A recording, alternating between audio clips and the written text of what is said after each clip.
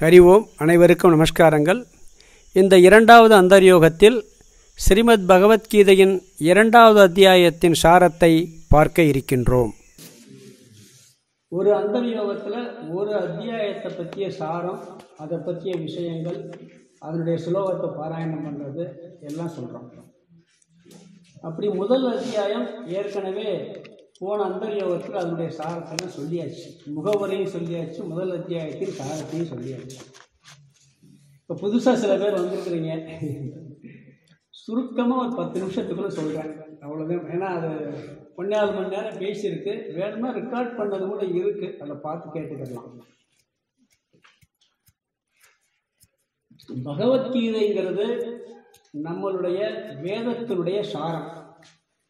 வேதம்ங்கிறது பிரம்மாண்டமாக இருக்குது, அதை முழுசாக படித்து தெரிஞ்சுக்கிறதுங்கிறது ரொம்ப கஷ்டம். கேட்குதா? ஸ்பீக்கர் சரியாக கேட்குதா? ரொம்ப கஷ்டம். சவுண்டு கூட்டி.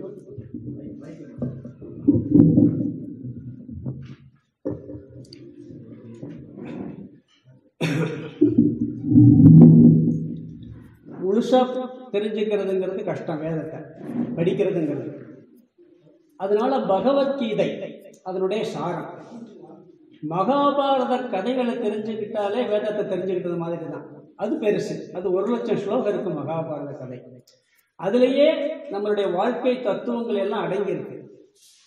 அதை சுருக்கமாக சாராம்சமாக கொடுத்தது பகவத்கீதை. மகாபாரதத்தினுடைய மத்தியில் வருது, போர்க்களத்தினுடைய மத்தியில் நடக்குது இந்த உபன்யாசம். மகாபாரதத்தினுடைய மத்தியில் இருக்கு, போர்க்களத்தின் மத்தியில் இந்த கீதை உபதேசம் நடக்குது.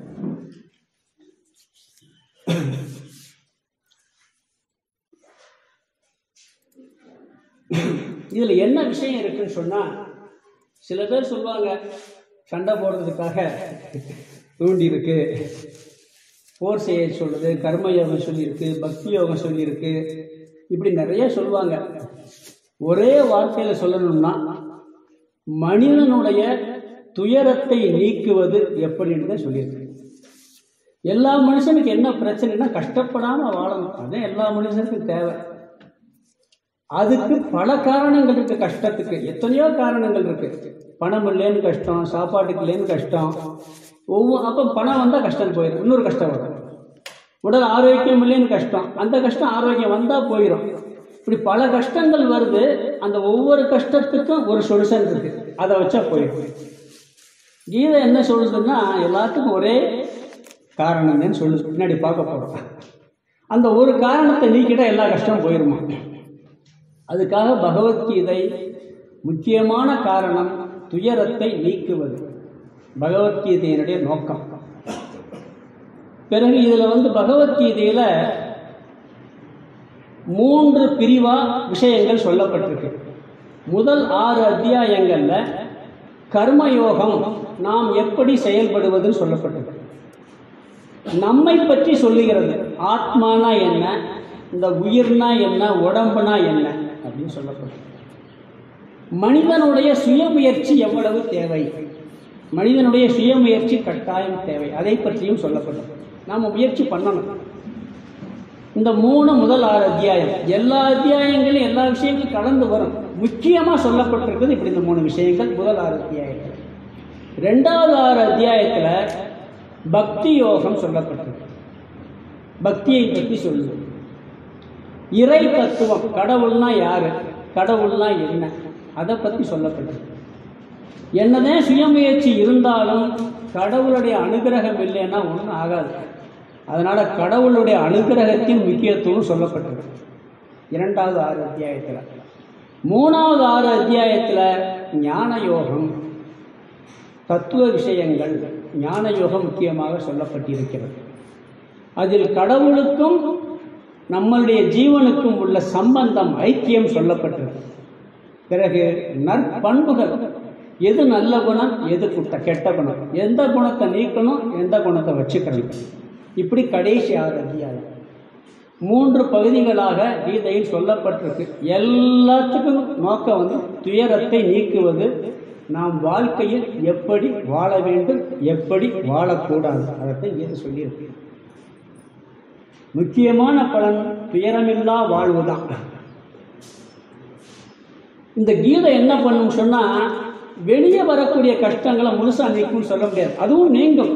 நம்மளுடைய பிராரப்த கர்மத்துப்படி வெளியே இருக்கக்கூடிய கஷ்டங்களை நீக்கும். அதை முழுசாக நம்மளால் நீக்கவும் முடியாது. மழை பேஞ்சிக்கிட்டு இருக்க, அடமழை பிடிச்சிருக்கு, மழையே நில்லுன்னா நிற்காது. நாம ஒரு ரெயின் கோட்டோ கொடையை பிடிச்சிட்டு போயிடலாம். காட்டு வழி போக வேண்டியிருக்கு, முள் நிறையா கிடக்கு. அந்த முள்ளை எல்லாம் எடுத்துட்டு நம்மளால் போக முடியாது. காலில் அழகாக ஒரு ஷூ போட்டுக்கிடலாம், ஒரு செப்பல் போட்டுக்கிடலாம். அந்த மாதிரி அந்த கொடை மாதிரி, ரெயின் கோட்டு மாதிரி, காலில் போடுற செப்பல் ஷூ போடுறது மாதிரி இந்த உலகத்தில் இருக்கக்கூடிய கஷ்டங்கள் நீங்குவதற்கு இந்த கீதை பயன்படும். புரிஞ்சா?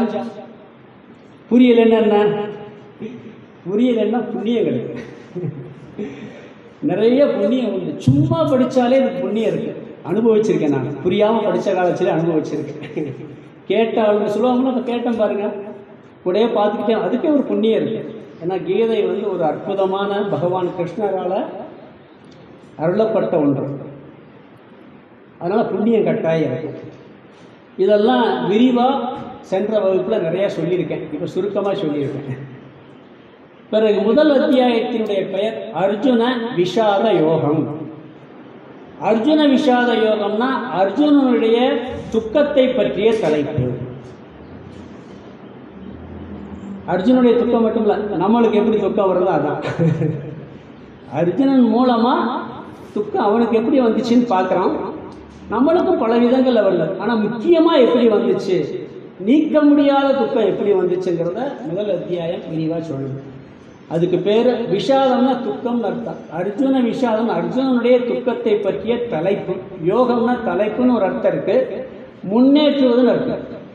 இவனுடைய துக்கம் இந்த கீதையை கொடுத்துச்சு. அர்ஜுனுடைய துக்கம் எல்லா வாழ்க்கையும் அவனையும் முன்னேற்றுச்சு, நம்மளையும் முன்னேற்றுறது. இந்த அர்ஜுன விஷாத யோகம்னா அர்ஜுனுடைய துக்கத்தை பற்றிய தலைப்பு.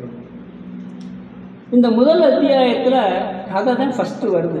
போர்க்களத்தில் என்ன நடக்குது, இங்கிட்டு பாண்டவர்கள் படை, இங்கிட்டு துரியோதனன் படை, ரெண்டு பக்கம் படைகள் அணிவகுத்து எப்படி நிற்கிறாங்க அப்படிங்கிறத பற்றியெல்லாம் வர்ணிச்சுட்டு அதில் யார் பக்கம் அதர்மம் இல்லையோ அதை கொஞ்சம் புலம்புவாங்க, பயம் இருக்கும். துரியோதனன் பக்கம் 11 அக்ஷவரோணி படைகள் இருக்கு, இவன் பக்கம் 7 அக்ஷவரோணி படைகள் தர்மர் பக்கம் இருக்கு, பாண்டவர்கள் பக்கம். ஆனால் அவன் புலம்புறான். முதல்ல துரியோதனன் பயத்தில் புலம்புறான். அது மட்டும் இல்லை, இவனுடைய புலம்பலை நீக்குவதற்காக பீஷ்மர் முதல்ல என்ன பண்றார், சங்கம் ஊதுவார். பீஷ்மர் இவன் பயத்தை போக்க ஊதுறாரு. சங்க ஊதுனா என்ன, சண்டைக்கு தயார்னு இருக்கும். முதல்ல யார் சண்டை போடுறோ அதே தப்புன்னு இருக்கும். உண்மையிலே நம்ம யார் போலீஸ் ஸ்டேஷன்லேயே போட்டு யார் முதல்ல அடிச்சதுன்னு கேட்போம். அது மாதிரி சண்டையை ஆரம்பிக்கிறது யாருன்னா கௌரவர்கள் பக்கம் தான் ஆரம்பம். முதல் சங்கம் அவர் தான் ஊதுவார். பிறகு இந்த அணிவகுப்புகளெல்லாம் சொல்லிட்டு பிறகு கிருஷ்ணன் என்ன பண்ணுவான், அர்ஜுனன் இந்த தேரை கொண்டு போய் அவங்க யாரெல்லாம் எனக்கு சண்டைக்கு வந்திருக்காங்களோ அவங்கள பார்க்கணும், அங்கே போய் நிப்பாட்டுங்கன்னு கேட்குறான். கிருஷ்ணர் என்ன பண்ணியிருக்கணும், துச்சாதனை முன்னாடி நிப்பாட்டியிருந்தான்னு வச்சுக்கோங்க, இவனுக்கு கோபம் கொஞ்சம் ஜாஸ்தியாக வந்துருக்கு, அவனை கொல்லலாம்னு சொல்லி. ஏன்னா அவன் சபையில் ரொம்ப மோசமாக நடந்துக்கிட்டவன். இவர் என்ன பண்ணுறாரு, எப்பயுமே கிருஷ்ணர் கொஞ்சம் வம்பு பிடிச்சவர் தானே, என்ன பண்ணுறாரு, போய் பீஷ்மர் முன்னாடியும் துரோணர் முன்னாடியும் தேரை நிப்பாட்டுறாரு. பீஷ்மர் துரோணர் முன்னாடி நிப்பாட்டினா, பீஷ்மர் யாரு, தாத்தா. எப்பயுமே பேரனுக்கு தாத்தா மேலே தான் பாசம் இருக்கும், தாத்தாவுக்கும் பேரன் மேலே தான் பாசம் இருக்கும். அம்மா அப்பாவோட தாத்தா மேலே பிரியமாக இருப்பான். இந்த போருக்கான வீரத்தையும் வெல்வித்தையும் கற்றுக் கொடுத்தவர் துரோணாச்சாரியார். அவர் நிற்கிறார். இவங்களை பார்த்த உடனே அவங்க முன்னாடியே நிப்பாட்டுறாரு கிருஷ்ணர், வம்புக்கு போய் நிப்பாட்டுறாரு. கீதையை சொல்லணும்ல, கீதை வரணும், என்ன பண்ணுறது. இவன் என்ன பண்ணுறான், பார்த்தான். வேகமாக சண்டை போட வந்தவனுக்கு என்ன பாசம் வந்துடுச்சு, பற்று வந்துடுச்சு. இந்த பற்று வந்ததுனால அவனுக்கு என்னாச்சு சொன்னால் கவலை வந்து விட்டது. பற்று அன்பு தப்பே இல்லை. நம்ம பற்றுன்னா அன்பு, கருணை, பாசம் வைக்கிறது எல்லாம் மேலோட்டமாக நம்ம அது இல்லைன்னா உலகத்தில் வாழவே முடியாது. ஆனால் எங்கே எந்த இடத்துல எவ்வளவு வைக்கணுங்கிறது இருக்கு. ஆள் மனசுக்குள்ள உள்ள போகக்கூடாது. வெளியே வந்து அன்பு இல்லாமல் கருணை இல்லாமல் வாழவே முடியாது. இவனுக்கு ஆள் மனசுக்குள்ள அந்த பற்று இருந்ததுனால இவங்கள கொல்ல வேண்டியது இருக்கே, இவங்க உயிர் போன பிறகு நாம் எப்படி வாழ்றது அப்படிங்கிற கவலை வந்தது. இருக்கிற கவலையிலேயே போக்க முடியாத கவலை மரணம் தான். மற்ற எந்த கவலை வந்தாலும் கூட போய்க்கிடலாம்னு சொல்லி நம்ம நீக்க முடியும். மரணம்னு வந்தாச்சுன்னா அதனால வந்த கவலையை நீக்கிறது ரொம்ப ரொம்ப கஷ்டம். வேற முடியாது. மரணத்தை நிப்பாட்ட முடியுமா? நம்மளால முடியாது. ஏன்னா இங்கே போர்க்களத்தில் மரணம் நடக்க போகுது. அவங்க சாகலாம், இவங்க சாகலாம். ஒன்று அவங்க இவங்களை கொல்லலாம், இவங்க அவங்கள கொல்லலாம். அப்போ அந்த மரணத்தை வைத்து உறவினர்கள்லாம் நிற்கிறாங்க. பீஷ்மர் துரோணர் மட்டும் இல்லை, எல்லாம் சொந்தக்காரங்களுக்குள்ள சண்டாங்க. மாமே, மச்சனை, அண்ணன், தம்பி, சித்தப்பா, பெரியப்பா எல்லாம் ரெண்டு பக்கம் நிற்கிறாங்க. அதனால இவனுக்கு என்ன வந்துருச்சு? கவலை வந்தது. கவலை எப்பொழுது வருகிறதோ அப்பொழுது மனதில் குழப்பம் வரும். எது நல்லதுன்னு தெரியாது, எது கெட்டதுன்னு தெரியாது, எது தர்மம்னு தெரியாது, எது அதர்மம்னு தெரியாது. அதனால் இவனுக்கு மோகம் வருகிறது. பற்று, பற்றினால் கவலை, கவலையினால் குழப்பம், மோகம் வந்து குழம்புறான், குழம்பி தவிக்கிறான். தர்மத்தை அதர்மமாக பேசுகிறான், அதர்மத்தை தர்மமாக பேசுகிறான். போர்க்களத்தில் போய் எதிரி நிற்கும் போது, துப்பாக்கி வச்சு நிற்கும் போது, இல்லை அவனால் கொல்லக்கூடாது பாவம்னு சொன்னால் எப்படி இருக்கும்? இந்திய பாகிஸ்தான் யுத்தத்தில் கமாண்டர் வந்து இந்த பக்கம் இருந்துக்கிட்டு உயிர்களை கொள்வது பாவம் அப்படின்னு சொல்லி பாகிஸ்தான் கரையை பார்த்துட்டு சுடாதீங்க போங்கன்னா எப்படி இருக்கும்? இவன் அப்படி பேசுகிறான், குழம்பி பேசுகிறான். அதனால் என்ன ஆச்சுன்னு சொன்னால் குழப்பம் வந்தது.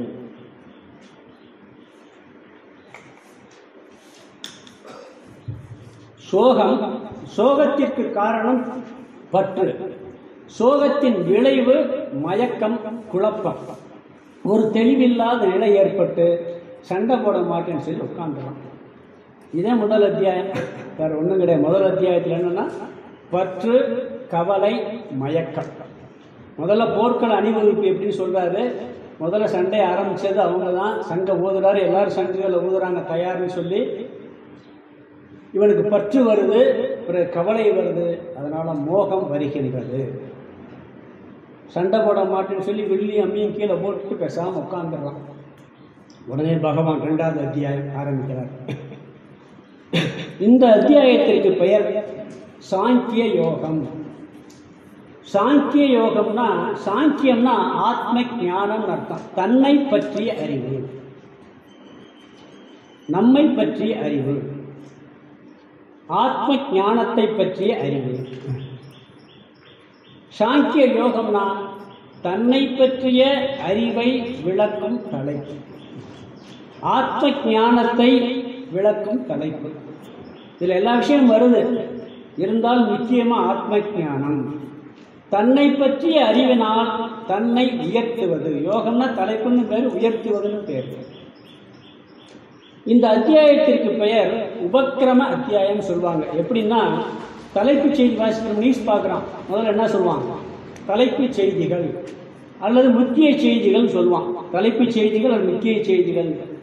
பிறகு கொஞ்சம் சொல்லிட்டு பிறகு என்ன, விரிவான செய்திகள். இங்கே இந்த 2வது அத்தியாயத்தினுடைய மொத்த விளக்கம் தான் மிச்சம் 16 அத்தியாயம். இந்த 2வது அத்தியாயம் பகவத்கீதையினுடைய சாரம். வேதத்தின் சாரம் கீதை, கீதையின் சாரம் சாங்கிய யோகம். 2வது அத்தியாயம் சொல்லப்பட்டிருக்கு. இங்க 4 விஷயம் சொல்றார். என்ன விஷயம்னா, அர்ஜுனன் சிஷ்யனாக மாறுதல். அர்ஜுனனுடைய மனதில் வந்த மாற்றம் சொல்லப்படுகிறது. அர்ஜுனன் எப்படியெல்லாம் மாறுறான்னு சொல்றார். நண்பனா இருந்தான், கிருஷ்ணனுக்கு ரொம்ப ரொம்ப க்ளோஸ் ஃப்ரெண்ட் யாருன்னா அர்ஜுனன் தான். அந்த சிஷ்யனாக இருந்தவன், நண்பனாக இருந்தவன் சிஷ்யனாக எப்படி மாறுகிறான் சொல்லப்பட்டது. நம்ம வேதாந்தம் படிக்கிறதுனால முதல் சிஷ்யன் ஆகணும். வேதாந்தம் படிக்கிறதுக்கு முதல் தகுதி என்ன தெரியுமா? சிஷ்யனாக. பிறகுதான் மற்ற எல்லாம். சிஷ்யனாக இருந்தால் தான் படிக்க முடியும். எந்த கல்வியுமே சிஷ்யனாக இருந்தால் தான் அந்த கல்வியை கற்றுக்கிற முடியும். இவன் எப்படி சிஷ்யனாக மாறுகிறான்னு சொல்கிறார். பிறகு 2வது தலைப்பு ஞான யோகம், ஆத்ம அனாத்ம அறிவு, தன்னை பற்றிய அறிவு. நான் யார், இந்த உடம்புனா என்ன, உயிர்னா என்ன, ஆத்மானா என்ன, இதை பற்றிய ஒரு தெளிவான விளக்கம். இதுக்கு பேர் தான் ஞான யோகம், சாங்கியம்னு பேர். எடுத்தெடுக்க சொல்லிடுறாரு இந்த ஞான யோகத்தை. மூணாவது தலைப்பு கர்ம யோகம், செயல், நாம் எப்படி செயல்பட வேண்டும் அப்படின்னு சொல்றாரு. இந்த ஞானத்தை பெறுவதற்கு தகுதி வேண்டும். தகுதி இல்லை என்றால் கர்ம யோகம் செய்யணும். அந்த கர்ம யோகம் எப்படி செய்யணும் மூணாவது தலைப்பு சொல்றார். நாலாவது ஞானியினுடைய லட்சணங்களை சொல்லி ஞானத்தினால் பெறக்கூடிய பலன்களை சொல்லுகின்றார். இப்படி 4 தலைப்பு இந்த அத்தியாயத்தில் இருக்கு. இங்க பகவான் என்ன பண்றாருன்னா, எடுத்த உடனே ஒரு நண்பனை போல சொல்றார். ஒருத்தர் ரொம்ப கஷ்டப்பட்டுக்கிட்டு இருக்கான், அவன்கிட்ட போய் தத்துவம் எல்லாம் பேச முடியாது. ஏன்ப்பா இப்படி சோகத்தில் உட்காந்துருக்க, இதெல்லாம் ஒரு நல்லதா, வேலையை பாரு நீ சொல்லுவோம்ல. ஒருத்தன் ரொம்ப சோகத்தில் ஏதோ வீட்டிலே உட்காந்துருக்கான், அவன்கிட்ட போய் இந்த சோகம் அதெல்லாம் காரணமெல்லாம் சொல்ல முடியாது. அப்பா ஏன் இப்படி கஷ்டப்படுற, வேலையெல்லாம் கெட்டு போகுமா இல்லையா, இப்படியே அசந்து போய் சோர்ந்து போய் உட்காந்துருந்தா இப்போ வேலையெல்லாம் கெட்டுரும்ப்பா, நீ எந்திரிச்சு வேலையை பாரு அப்படின்னு சொல்லுவான். அது மாதிரி ஃப்ரெண்ட்லியாக சொல்கிறார். முதல்ல 2வது அத்தியாயத்தில் வாயே திறக்கிறார். இதில் ஒரு பெரிய குணம் இருக்கு. நம்மகிட்ட வந்து ஒருத்தர் கஷ்டத்தை சொல்கிறாரு, அவன் 2 வார்த்தை சொல்லுவான், நம்ம என்ன பண்ணுவான், அதுக்குள்ள நம்ம ஆரம்பிச்சிடுவோம் உபதேசத்தை. அவன் என்ன கஷ்டம்னு புரிஞ்சாது தானே அதுக்கு தீர்வு சொல்ல முடியும். வீட்லேயே ஒரு குழந்தை வந்து சொல்லுதுன்னு வச்சுக்கலேன், முதல்ல கேட்குறதே கிடையாது. 2 வார்த்தை கேட்டு நம்ம உபதேசத்தை ஆரம்பிச்சிடணும். பொதுவாக தெளிவாக என்ன சொல்கிறான்னு கேட்கணும். சில பேர் ரொம்ப தேவையில்லாமையும் பேசுவாங்க, அதை அழகாக கட் பண்ணவும் தெரியும். சில பேர் பார்த்தீங்கன்னா பொழுது போலேன்னு வந்து பேச ஆரம்பிப்பாங்க, வீட்டில் இருக்க எல்லா கதையும் சொல்லிக்கிட்டு இருப்பான்.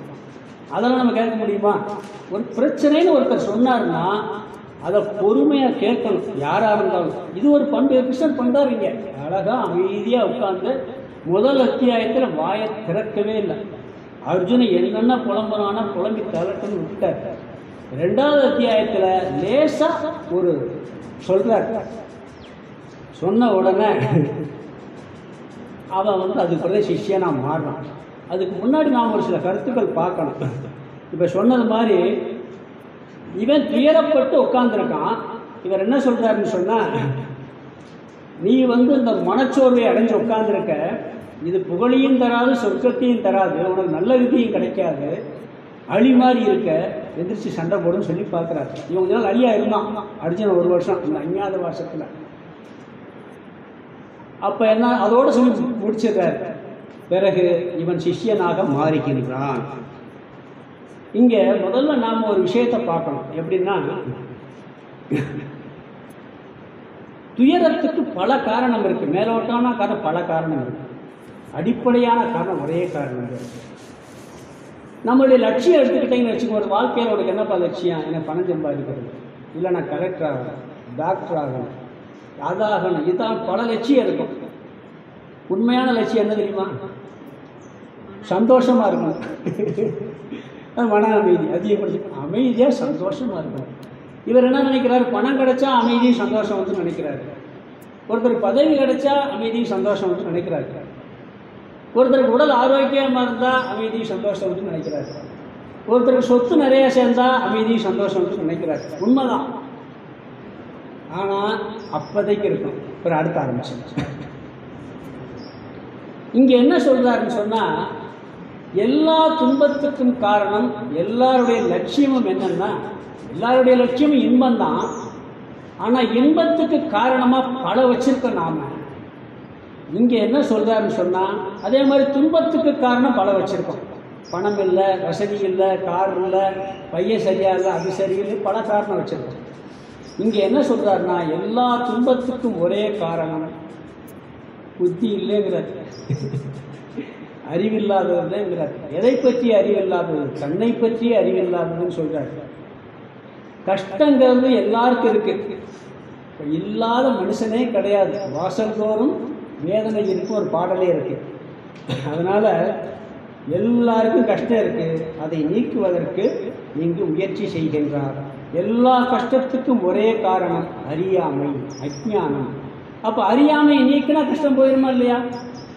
அப்போ ஞானம் வந்தால் அறியாமை. அதற்காகத்தான் மாற்ற போகிறாரு. இது அடிப்படையாக சொல்கிறேன். 11வது ஸ்லோகத்தில் இதனுடைய விரிவான விளக்கமெல்லாம் வருது. இவன் எப்படி சிஷ்யனாக மாறுகிறான்னு சொல்கிறார். முதல்ல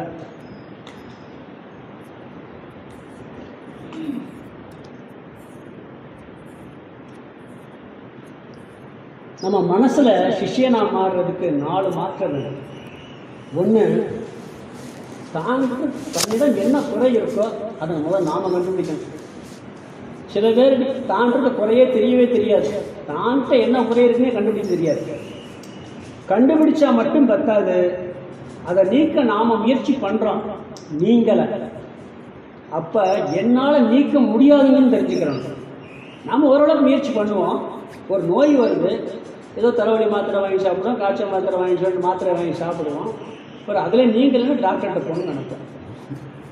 அப்போ தாங்கிட்ட இருக்க குறை என்னன்னு தெரியணும். அதை தன்னால் நீக்க முடியலைன்னா முடியலைங்கிறதும் தெரிஞ்சுக்கிறணும். யார்கிட்ட போனால் சரியாக நீக்குவார்னு தெரியணும். அவர்கிட்ட போய் சரணடையும். 4 விஷயம் இருக்கு. ஒன்று, தாங்கிட்ட குற்றம் தெரியணும். குறை தெரியாமல் நிவர்த்தி பண்ண முடியும். என்கிட்ட ஒரு கெட்ட குணம் இருக்குது, அது நீக்குன்னா எனக்கே அந்த கெட்ட குணம் தெரியலை, எப்படி நான் நீக்கணும்? தெரிஞ்சால் தான் நீக்க முடியும். எனக்கு என்ன குறை இருக்கு, சட்டையில் அழுக்கு இருக்கிறது தெரிஞ்சால் தான் நான் நீக்கணும், இல்லாட்டி நீக்க முடியுமா? வினோபாவை ஒன்று சொல்வார், வெள்ளை உள்ளத்தின் மகிமைன்னு சொல்வார். இந்த கதராடை அணிஞ்சாங்க, வெள்ளை ட்ரெஸ்ஸு போட்டாங்க. அவர்கிட்ட கேட்டார், ஏன் வெள்ளை ட்ரெஸ் போடுறாங்க அப்படின்னு கேட்டதுக்கு, அழுக்காயிரும் அப்படிங்க. வெள்ளை ட்ரெஸ் போட்டால் அழுக்காயிரும் சொன்னார். ஏன் கலர் சட்டை போட்டு அழுக்காகாதா? திருப்பி ஒரு கேள்வி, கலர் சட்டை போட்டு அழுக்காகாதா? அழுக்கு ஆகும், தெரியாது. அப்போ நீ அழுக்கு ஆகக்கூடாதுன்னு விரும்புறியா, தெரியக்கூடாதுன்னு விரும்புறியா? அழுக்கு ஆகக்கூடாதுன்னு விரும்புறியா, அழுக்கு தெரியக்கூடாதுன்னு விரும்புறியா? அழுக்கு தெரியலன்னு சுத்தம் பண்ண மாட்டான், அது திருப்பி திருப்பி போட்டுக்கிட்டே இருக்கும். அழுக்கு பட்டுச்சுன்னா தெரிஞ்சுன்னு வச்சுங்க, உடனே வெள்ளைச்சட்டை போட்டிருக்கான், ஒரு கரும்பு சட்டை போட்டு காக்கா எச்சம் பிடிச்சி நேசம் தொடச்சி விட்டு போயிடுவான். வெள்ளைச்சட்டை போட்டால் திருப்பி கழுவுவோம், போய் சோப்பு போட்டு. தெரிஞ்சால் தானே கழுவ முடியும். அப்போ தன் மனதில் இருக்கக்கூடிய குறையை தெரிய வேண்டும். இது சிஷ்யனுக்கு முதல்ல தகுதி. எனக்கு ஒன்றும் தெரியாதுன்னு தெரியணும். ஒருத்தர்கிட்ட போய் பாடம் படிக்க போவார், ஒரு குருகிட்ட போய் கேள்வி கேட்க போவார். இவர் தெரிஞ்சாலும் சொல்லிட்டு இருப்பார். அவர் எப்படி பாடம் நடத்துவார்? எனக்கு தெரியலை சொல்லுங்கன்னா தான் கேட்க முடியும். முதல்ல தெரியலைங்கிறத புரியணும். இவன் அந்த குறையை கண்டுபிடிக்கின்றான். பிறகு தன்னால் நீக்க முடியலன்னு தெரிஞ்சுட்டு யார் நீக்குவார்னு தெரிஞ்சு அங்கே போய் சரணடையணும். ஒரு நோய் வருது, என்ன நோயின்னு தெரிஞ்சுக்கிறோம், அதை நீக்க முயற்சி பண்ணுறோம், முடியலை. முடிஞ்சதுன்னு யாரால் நீக்க முடியும், எந்த டாக்டருக்கு ஸ்பெஷலிஸ்ட்னு பார்த்து அங்கே போய் சரணடையும். ஒரு நோய்க்கு ஒரு வண்டியே ரிப்பேர் ஆகிருக்கு, நாம் என்ன பண்ணுவோம், காரை சரி பண்ணி பார்ப்போம், ஒன்று சரி பண்ண முடியலைன்னு என்ன பண்ணுவோம், அடுத்து என்னமோ குறை இருக்குன்னு முதல்ல தெரியணும். அந்த குறையை சரி பண்ண முடியலைன்னு தெரியணும். யார்கிட்ட போனால், எந்த மெக்கானிக்கிட்ட போனால் சரி பண்ணுவார்னு தெரியணும். அந்த மெக்கானிக்கை போய் கொடுக்கணும், செய்யணுமா இல்லையா? இதை அர்ஜுனன் இங்கே செய்கிறான். என்ன பண்ணுறான்னா, முதல் அத்தியாயத்தில் புலம்புறான், எனக்கு பற்று கவலை சோகம் வந்தது, அதை சொல்லவே இல்லை. எனக்கு பற்று வந்துருச்சுன்னு சொல்ல மாட்டேங்கிறான், எனக்கு சோகம் வந்துருச்சுன்னு சொல்ல மாட்டேங்கிறான். இவன் அதர்மத்தை தர்மமாக பேசிக்கிட்டு அதை நியாயம் வேற பேசுகிறான். இங்கே என்ன பண்ணுறான்னா, எனக்கு பற்று வந்துள்ளதுன்னு சொல்கிறான். மதுசூதனா கரிசூதனா, மதுவை கொன்றவனே, பகைவரை கொன்றவனே, அதுக்கு பேர் சொல்றான். மதுசூதனா கரிசூதனா, பகைவரை கொன்றவனே, மது என்ற அரக்கனை கொன்றவனே, பீஷ்மரையும் துரோணரையும் கொல்ல சொல்கிறாயே, எப்படி கொள்ளுவேன்னு கேட்டான். நேரடியாக கேட்டான். முன்னாடி என்ன சொல்ல மாட்டான், எனக்கு பீஷ்மர் துரோணர் இதெல்லாம் அப்படிலாம் சொல்ல மாட்டான். நீ அரக்கனை கொண்டா, பகைவரை கொண்ட, நான் தாத்தாவையும் பார்த்தவன் எப்படிப்பா கொள்ளுவேன்? பற்று எனக்கு இருக்குன்னு ஓப்பனாக சொல்கிறான். முதல்ல எனக்கு சோகம், இந்த சோகத்திலிருந்து என்னால் விடுபடவே முடியவில்லை அப்படின்னு சோகத்தையும் ஒத்துக்கிறான். அர்ஜுன் அவனே சொல்கிறான், எனக்கு பெரிய சோகம் வந்திருக்கு, இதுலேருந்து எனக்கு விடுபடுறது எப்படின்னு தெரியவே இல்லை, புலம்புறான். சோகத்தை, எனக்கு அவ்வளோ பெரிய சோகத்தில் இருக்கேன் அப்படிங்கிறான். பிறகு என்ன சொல்கிறான்னு சொன்னால், மோகமும் வந்திருக்கிறது. இது எது தர்மம் அதர்மம்னு தெரியலை, நாம ஜெயிக்குமா அவங்க ஜெயிக்குமா என்னன்னு எனக்கு ஒன்றும் புரியலை. அதனால் மோகமும் வந்திருக்கிறது, எனக்கு பற்று வந்துள்ளது, சோகம் வந்துள்ளது, மோகம் வந்துள்ளதுங்கிறத ஒத்துக்கிறான். முதல்ல 2ஆம் அத்தியாயம் ஆரம்பத்தில் ஒத்துக்கிறான். பிறகு இன்னொரு விஷயம் சொல்கிறான். என்ன சொல்கிறான்னு சொன்னால், இந்த உலகத்தில் இப்போ வந்திருக்க சோகம் மரணத்தின் அடிப்படையில், நீ இந்த உலகத்தில் எனக்கு எவ்வளோ பெரிய ராஜ்யத்தை, வளமான ராஜ்யத்தை, எதிரி இல்லாத ராஜ்யத்தை கொடுத்தா கூட என் மனசில் இப்போ இருக்க சோகம் போகும்னு எனக்கு தெரியலை. இந்திர பதவி கொடுத்தாலும் இந்த சோகம் போகும்னு தெரியலை. அதனால இந்த சோகத்தை எது போக்குமோ அது உனக்குத்தே தெரியும். நீதே சொல்ல முடியும். நீ பகவான், உன்னை சரணடைகிறேன், எனக்கு சொல் அப்படிங்கிறான். சரணாகதி அடைகிறாங்க.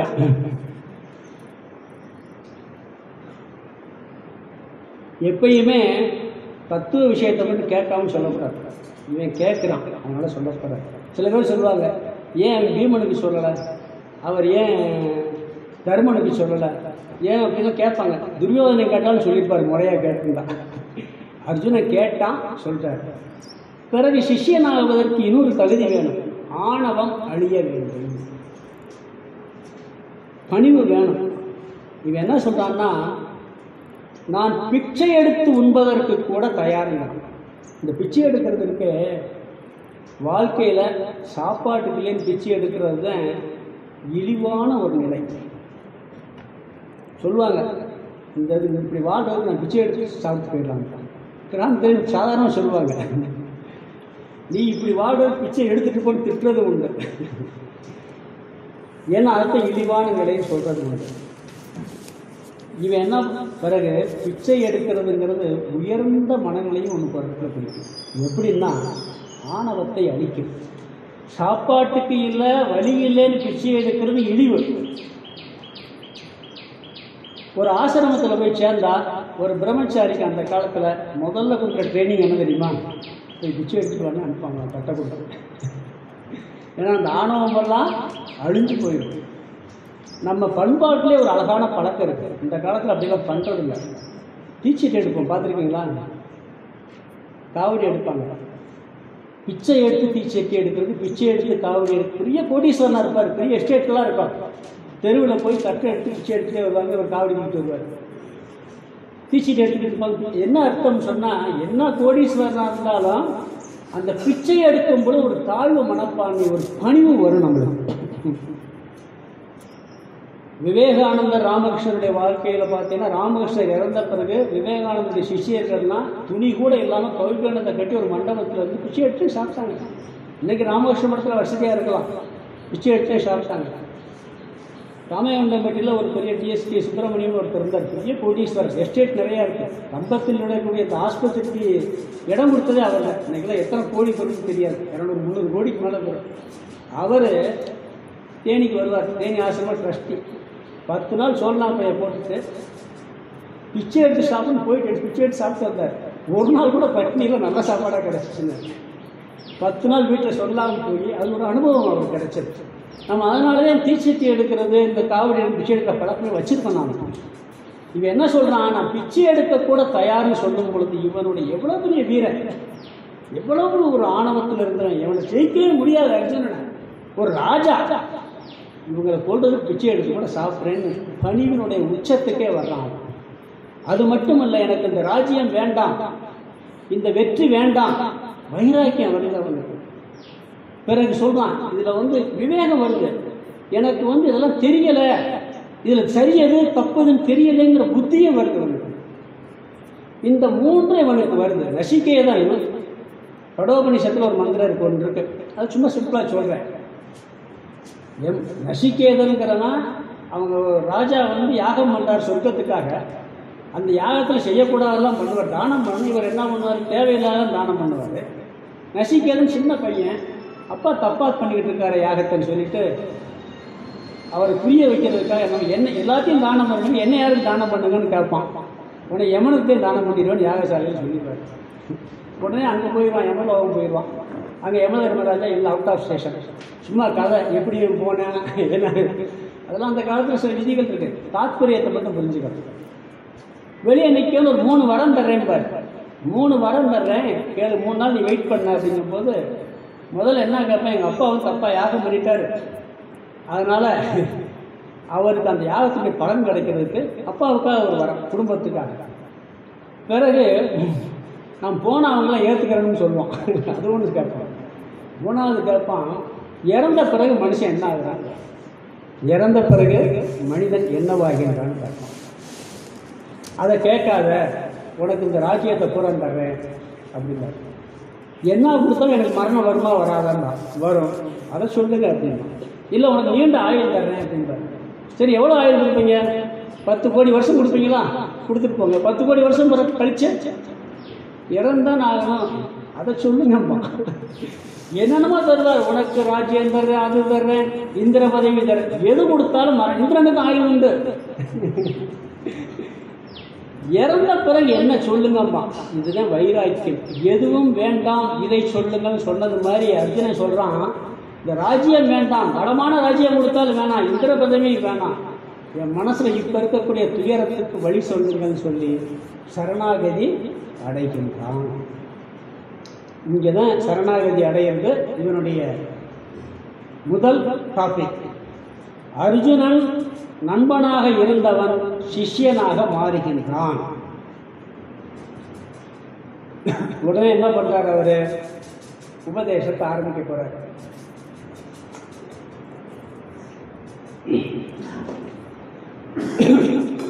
முதல்ல மேலோட்டமா உபதேசம் பண்ணாரு.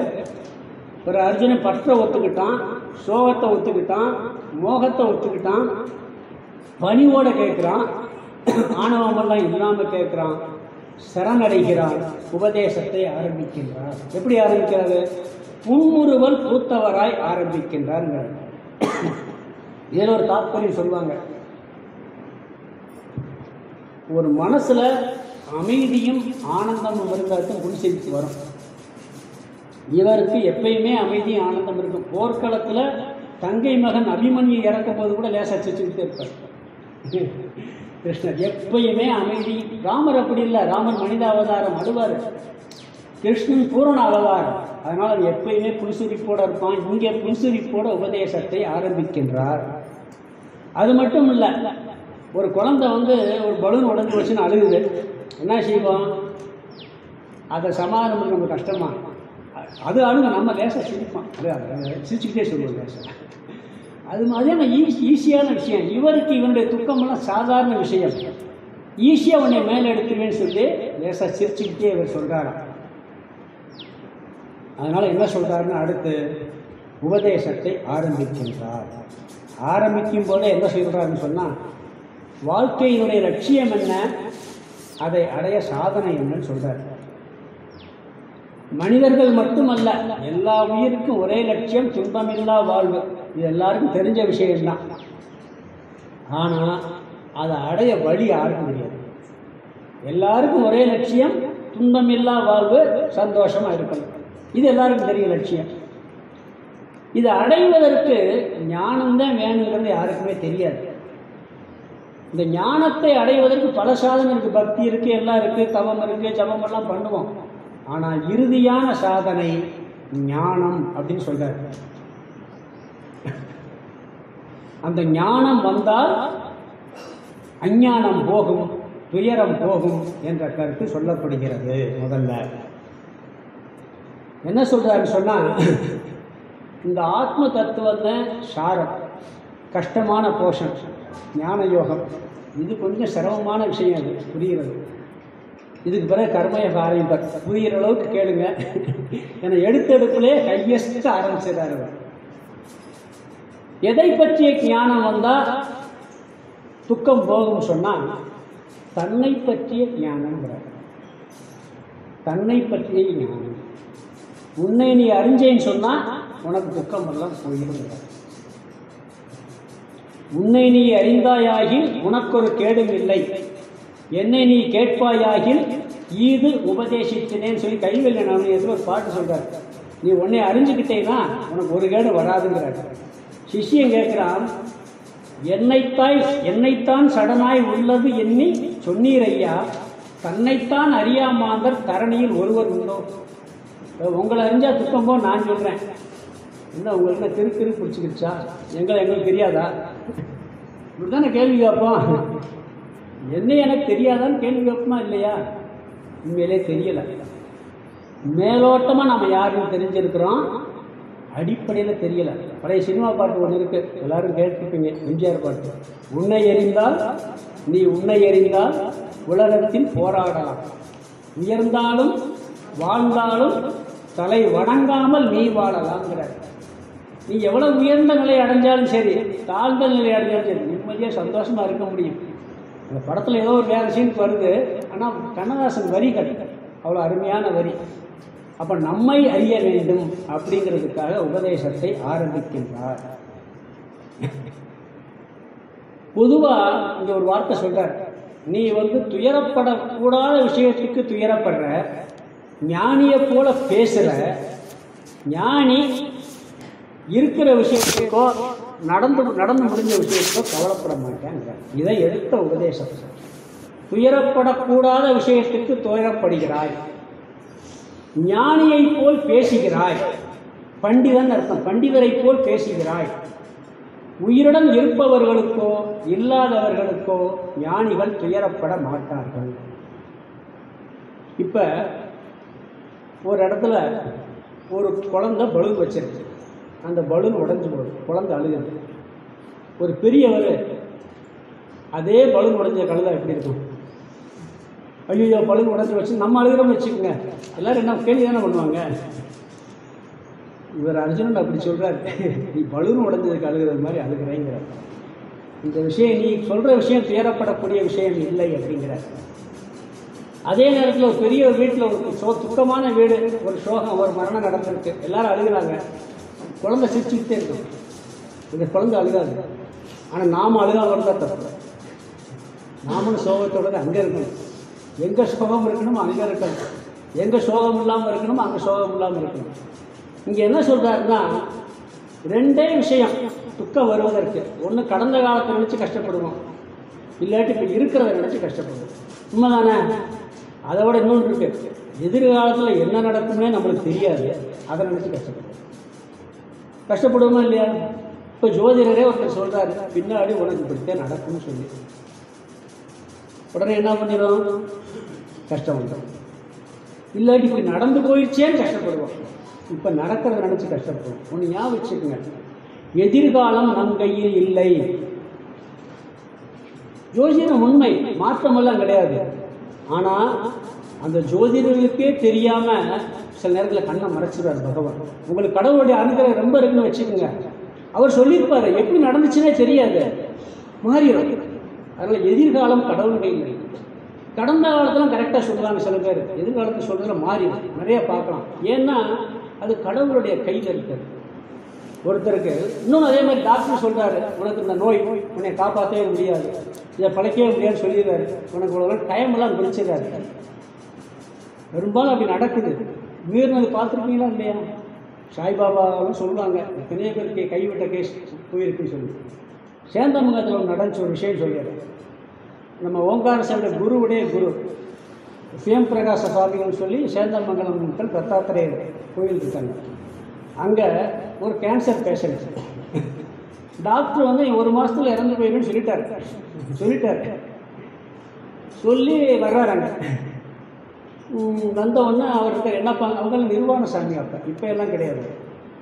இந்த மாதிரி சொன்னோன்னா, சரிப்பா நீ பாட்டு பேசாமி இருக்கு அப்படிங்கிறாங்க. ஒரு வாரம் இருக்க சொல்கிறார். அவர் ஏதோ கஞ்சி சாப்பிட்றாரு, அவர் கொடுக்குறாரு, இருக்காரு. உனக்கெல்லாம் சரியாக போயிடுச்சு போன்றாரு. நடந்த சம்பவம் போய் செக் பண்ணுறாரு, எக்ஸ்ரே எடுத்து பார்க்குறாரு, அதை எடுத்து பார்க்குறாரு, ஒரு நோய் இல்லைங்கிறாங்க டாக்டர். ஒன்றுமே இல்லைங்கிறாரு. அதே டாக்டர் ஒரு மாதத்தில் இறந்து போவேன்னு சொன்ன டாக்டர் ஒன்றுமே இல்லைங்கிறார். பிறகு அவர் வர்றார். அவர் ஒரு கல் செதுக்கிற சிற்பி.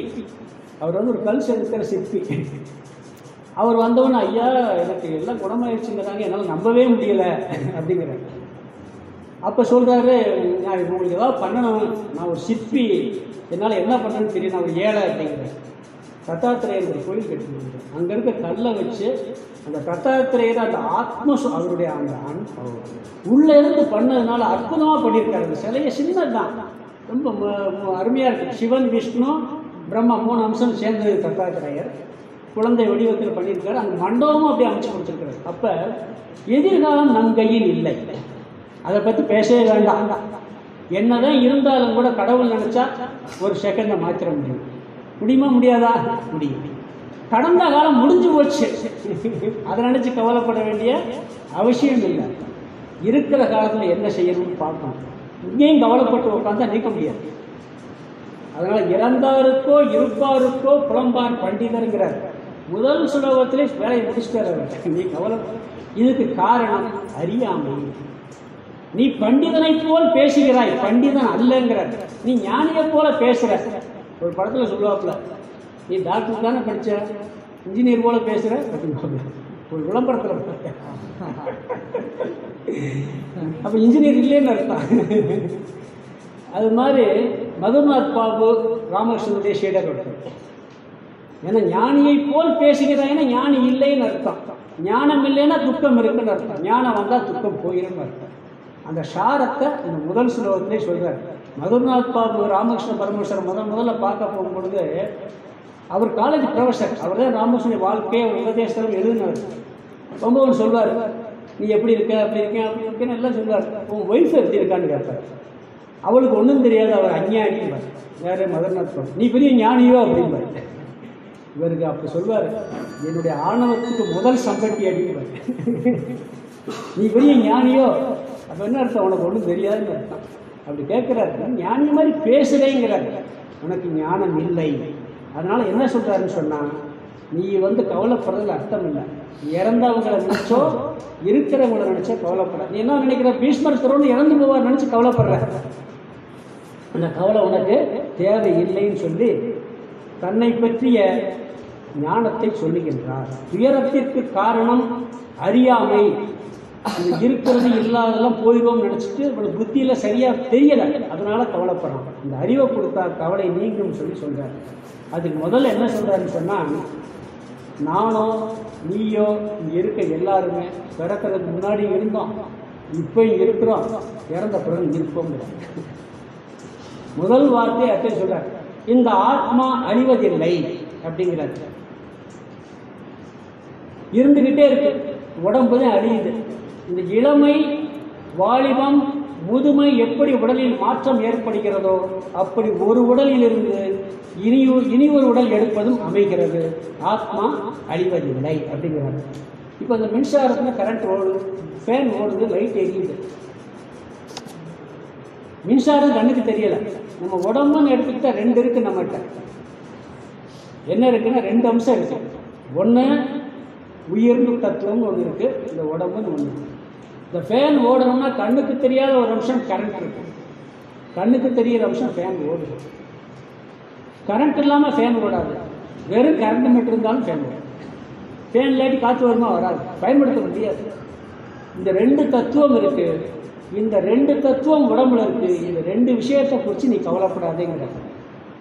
உடம்பை பற்றியும் நினச்சி கவலைப்படாத, ஆத்மாவை பற்றி நினச்சி கவலைப்படாதுன்னு சொல்கிறாரு. முதல்ல ஆத்மாவை நினச்சி கவலைப்படாதேங்கிறார். அதற்கு காரணம் ஆத்மா அழியாது. இந்த கிழிஞ்ச சட்டையை தச்சு போடுவோம், ரொம்ப கிழிஞ்சு போச்சுன்னா தூக்கி போட்டு வேற சட்டை போடுவோம். அது அந்த காலத்தில். இந்த காலத்தில் கிளிய வேணாம், ஒரு வருஷம் ஆச்சுனாலே பழசு தூக்கி போட்டுவோம். இந்த உடம்பு பழசாகிறது புதுசாகிறது நம்ம கையில் இல்லை. சில பேருக்கு 10 வருஷத்தில் பழசாயிரம் தூக்கி போட்டு வேற உடம்புக்கு போயிடும். சில பேருக்கு 100 வருஷத்தில் பழசாகி வேற உடம்புக்கு போகும். அப்படித்தான் உடம்பு நம்ம வேற உடம்பு எடுக்கிறோம். இந்த பழசாக ஒரு ஏழை என்ன பண்ணுவான், சீக்கிரமே சட்டையை மாற்ற முடியாது, ஒரே சட்டையை திருப்பி போட்டுக்கிட்டே இருப்பான். வசதியானவங்க என்ன பண்ணுவாங்க, யூஸ் அண்ட் த்ரோ தான் எல்லாமே, போட்டு கலந்து போட்டுட்டு வேற புதுசு வாங்கிக்கிறது. அது மாதிரி நம்ம சீக்கிரம் போனால் வசதியானவங்க அர்த்தம், புது உடம்பு கிடச்சிக்கிட்டே இருக்குன்னு அர்த்தம். அப்படி என்ன சொல்றார், சட்டையை மாற்றுறது மாதிரி ஆத்மா மாற்றிக்கொண்டிருக்கிறது. அதனால நீ இந்த ஆன்மாங்கிறது அழியவே அழியாது, அதனால கவலைப்படாதேங்கிறார். தூங்கும் போது இந்த உடம்பு உணர்வு இருக்கா, மனசை பற்றி தெரியுதா, ஒன்றும் இல்லாமல் இருக்கு, மரணம் இருக்கு. வள்ளுவர் சொல்றார், உறங்குவது போலும் சாக்காடு, உறங்கி விழிப்பது போலும் பிறப்புங்கிறார். ஆழ்ந்து எந்திரிக்காத உறக்கம் மரணம், அடுத்து வேற உறவு போய் எந்திரிச்சு வந்துருவோம். அதனால இந்த ஆத்மா அழியறதை நினைச்சு நீ கவலைப்படாத. இன்னொரு தத்துவம் சொல்றாரு, இல்லாததற்கு இருப்பு இல்லை, இருப்பது இல்லாமல் போவதும் இல்லைங்கிறார். ஒரு பொருளை யாராலும் அழிக்கவே முடியாது, அதே மாதிரி ஒரு பொருளை உற்பத்தி பண்ண முடியாது. இருக்கிறத மாற்றலாம், மாற்றினதை மாற்றிக்கிட்டே இருக்கலாம். ஒரு ஏதோ ஒரு படத்தில் பார்த்துருக்கேன், பழைய படத்தில் ஒரு துரும்பு எடுத்து போட்டு அழிச்சிருமா, அப்புறம் ஒடிப்பான், இப்போ குப்பையாயிருக்கு, ஏழ்ப்பான், நெருப்பாக வச்சு சாம்பலாயிருக்கு, தண்ணியில் கலக்குனா தண்ணிக்குள்ளே கலந்து இருக்கு. ஒரு பொருளை கிரியேட் பண்ண முடியாது. இருக்கிற பொருளை மாத்திரம். இது ஒரு அழியாத ஒரு உண்மை. இருப்பது எப்பயும் அழியாது. உண்மையை யாராலும் மாற்ற முடியாது. அது ஒன்னே ஒன்றுதான் இருக்கும். இதுக்கு உதாரணம் தங்கம், நகை, மண், பானை. தங்கம் இருக்கு, அந்த தங்கத்தை செயினா மாற்றலாம், செயினா மாற்றி செஞ்சிருக்கோம். பிறகு செயினை அழிச்சிட்டு மோதிரமாக செய்யலாம், நெக்லஸாக செய்யலாம். பிறகு அதை அழிச்சிட்டு வேற செய்யலாம். ஆனால் தங்கம் இல்லாமல் செய்ய முடியுமா? தங்கம் எல்லாத்துலையும் இருக்கு, தங்கத்தை அழிக்க முடியாது. அதே மாதிரி பானை, மண்ணிலிருந்து பானை செய்யலாம், எதனாலும் செய்யலாம், சொம்பு செய்யலாம், எல்லாம் செய்யலாம். மண்ணாத்தே இருக்கும், அதை அழிக்க யாராலும். பானையை உடைச்சிடலாம், நகையை அழிச்சிடலாம், தங்கத்தை அழிக்கவே முடியாது.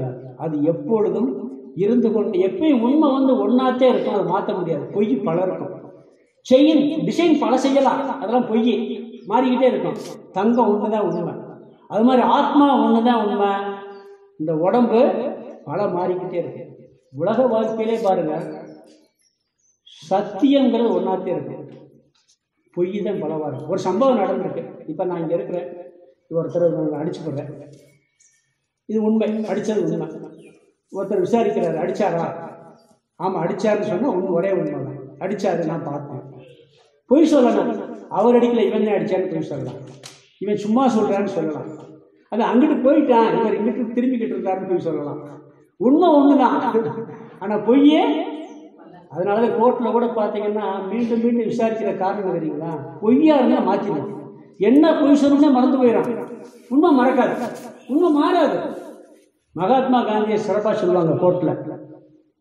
அந்த சுதந்திர போராட்டத்தில் இருக்கிற பொழுது எத்தனை தடவை கேட்டாலும் ஒரு பிசிறு இல்லாம அதே வார்த்தை அப்படியே சொல்லுவாங்க. ஏன்னா பொய் சொல்லலையே, உண்மை ஒண்ணுதானே இருக்க முடியும். நீங்க குழந்தைகிட்டே கேட்டு பாருங்க, பொய் சொல்லிச்சுன்னு வச்சுங்க, திருப்பி 4 தடவை கேட்டால் கொஞ்சம் மாற்றி சொல்லிடும், கண்டுபிடிச்சிடலாம், கொஞ்சம் மாற்றி சொல்லிடும். உண்மை சொன்னா மாற்ற முடியாது. அது மாதிரி உண்மை சத்தியமாக இருப்பது ஆத்மா மட்டுமே. அதை மாற்ற முடியாது, அழிக்க முடியாது, உருவாக்கவும் முடியாது. இல்லாததை உருவாக்க முடியாது. உடம்பு வந்திருக்க, உருவாயிருக்க இல்லை. அப்பா சாப்பிட்ட உணவு, அம்மா சாப்பிட்ட உணவு வந்துச்சு, இப்ப சாப்பிட்ற உணவுல வளர்ந்துருக்கு, பிறகு உணவாகவே மாறி போயிடும். இருக்கிறது மாறி இருக்கு. உள்ள இருக்கக்கூடிய ஆத்மா அழியாது, மாறாது. அதனால் நீ கவலைப்படாதே. பீஷ்மரும் துரோணரும் உடம்பு போனாலும் இருப்பார்கள், நீ போனாலும் இருப்ப, நான் போனாலும் இருப்பேன் அப்படின்னு சொல்லி ஆத்மாவின் அடிப்படையில் துயரம் தேவையில்லை அப்படிங்கிறார். பிறகு அவன் நினைக்கலாம், இந்த வருக சாமி நீங்களே சொல்றீங்க எங்களுக்கு உயிர் போகாதுன்னு, உயிர் அழியாதுன்னு தெரியும், எங்கேயோ சொர்க்கத்துக்கு போகுதுங்கிறாங்க, நாங்களும் கேள்விப்பட்டிருக்கோம், எல்லாம் கேள்விப்பட்டோம். நீங்க அதை பத்தியில எனக்கு பேச வேண்டியது இல்லை, உடம்பு அழியுதுன்னு நினைச்சுதான் கவலைப்படும் அப்படின்னு சொல்லலாம்ல.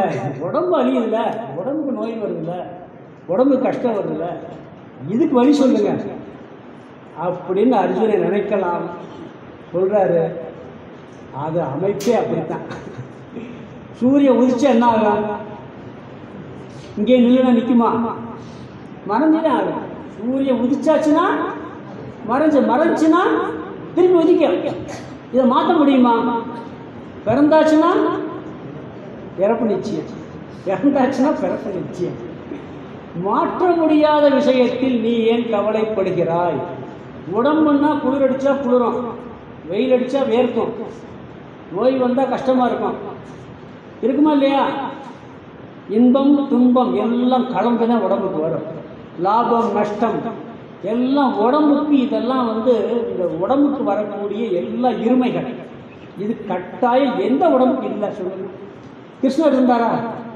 இருந்தப்ப இருக்கணுமே. அவருடைய உடம்பு அவர் இருக்கார். ராமருடைய உடம்பு இருக்கா? சரி. விஸ்வாமித்திரர் வியாசர் உடம்பு இருக்கா? இப்ப திருமூலர் 3000 வருஷம் அவர் உடம்பு இருக்கா? போய்த்தானே ஆகுது. அதெல்லாம் சரி சாமி, கரெக்டு. வயசாகி ஒரு 100 வயசுல இருந்தா பரவாயில்ல, சின்ன வயசுல இருந்தா கஷ்டமா தானே இருக்கும்ல. அது நம்ம கையில கிடையவே கிடையாது. அதனால் என்ன சொல்கிறாரு, இயற்கையின் நியதியை நீ ஏற்றுக்கொண்டுதான் ஆக வேண்டும், பழகிக்கொள் அப்படிங்கிறார். மாற்ற முடியாத விஷயத்தில் நீ ஏன் துயரப்படுகிறாய்? அனாத்ம விஷயத்தில் நீ ஏன் துயரப்படுகிறாய்? முதல்ல ஆத்மா அழியாது, துயரம் இல்லை. இது அழிகிறது, ஏற்றுக்கொள்ள வேண்டும். இதுக்கு இன்னொரு லாஜிக் இருக்குது. அதாவது நம்ம என்ன நினைக்கிறோம், நம்மளுக்கு மட்டும்தான் துன்பம் நினைக்கிறோம். ஒரு பாட்டு இருக்கு, இன்பம் பாதி துன்பம் பாதி இதுதான் வாழ்க்கையின் நியதின்னு சொல்லி புதுப்பாட்டு கூட ஒன்று படித்தேன். இன்பத்தில் பிறந்து இன்பத்தில் வளர்ந்து இன்பத்தில் இறந்தவர் எவரும் இல்லை, துன்பத்தில் பிறந்து துன்பத்தில் வளர்ந்து துன்பத்தில் மடிந்தவர் எவரும் இல்லை. ரெண்டு கலந்து பாதி பாதி வரத்தையும் செய்யும். இது எல்லாருக்கும், அது அமெரிக்க ஜனாதிபதியாக இருந்தாலும் இந்திரனுக்கும் உண்டு. ரசனை வந்து கஷ்டப்படுத்துறானா இல்லையா? அப்போ என்ன பண்ணணும்னு சொன்னால், நாம் அதை நீக்க முயற்சி பண்ணுறோம். முடியாத பட்சத்தில் தாங்கிக் கொள்வதை தவிர சகித்துக் கொள்வதை தவிர வழி இல்லைன்னு சொல்கிறார். தலைவலி மாத்திரை சாப்பிட்றான், விளம்பரத்தில் காமிக்கிறான், அப்படியே வாயில் போடுவார், போட்டோன்னு அப்படியே தலைவலி ஃப்ரீயாகும். நம்ம போட்டோம்னு ஆகுமா? 1 மணி நேரம் ஆகும் நீங்கிறாங்க. 1 மணி நேரம் வழியை சகிச்சுட்டு ஆகுற வழி இல்லை. ஆகுமா இல்லையா? அப்போ அந்த துக்கம் போகிறது வரைக்கும் நாம் சகித்து தான் ஆகணும். அதற்கு முயற்சிகள் பண்ணணும். முடியாத பட்சத்தில் சகிப்பதை தவிர வழி இல்லை. இங்கே சொல்லாத ஒரு விஷயம் சொல்கிறேன், இருந்தாலும் பரவாயில்லை. அதாவது நம்மளுடைய மனித பிறப்புக்கு காரணம் நாம் செய்த பாப புண்ணியம்தான். பாவமும் புண்ணியமும் பாதி பாதி இருந்தால் தான் மனுஷ பிறப்பான். அது கொஞ்சம் முன்ன பின்ன இருக்கும். 60%, 40% அப்படி இருக்கலாம். பாவம் 60 இருக்கலாம், புண்ணியம் 40 இருக்கலாம், புண்ணியம் 60 இருக்கலாம், பாவம் 40 இருக்கலாம். புண்ணியத்தின் பலன் இன்பத்தை அனுபவிப்பது, பாவத்தின் பலம் துன்பத்தை அனுபவிப்பது. இது ரெண்டு நம்மளுக்கு இருக்கா இல்லையா?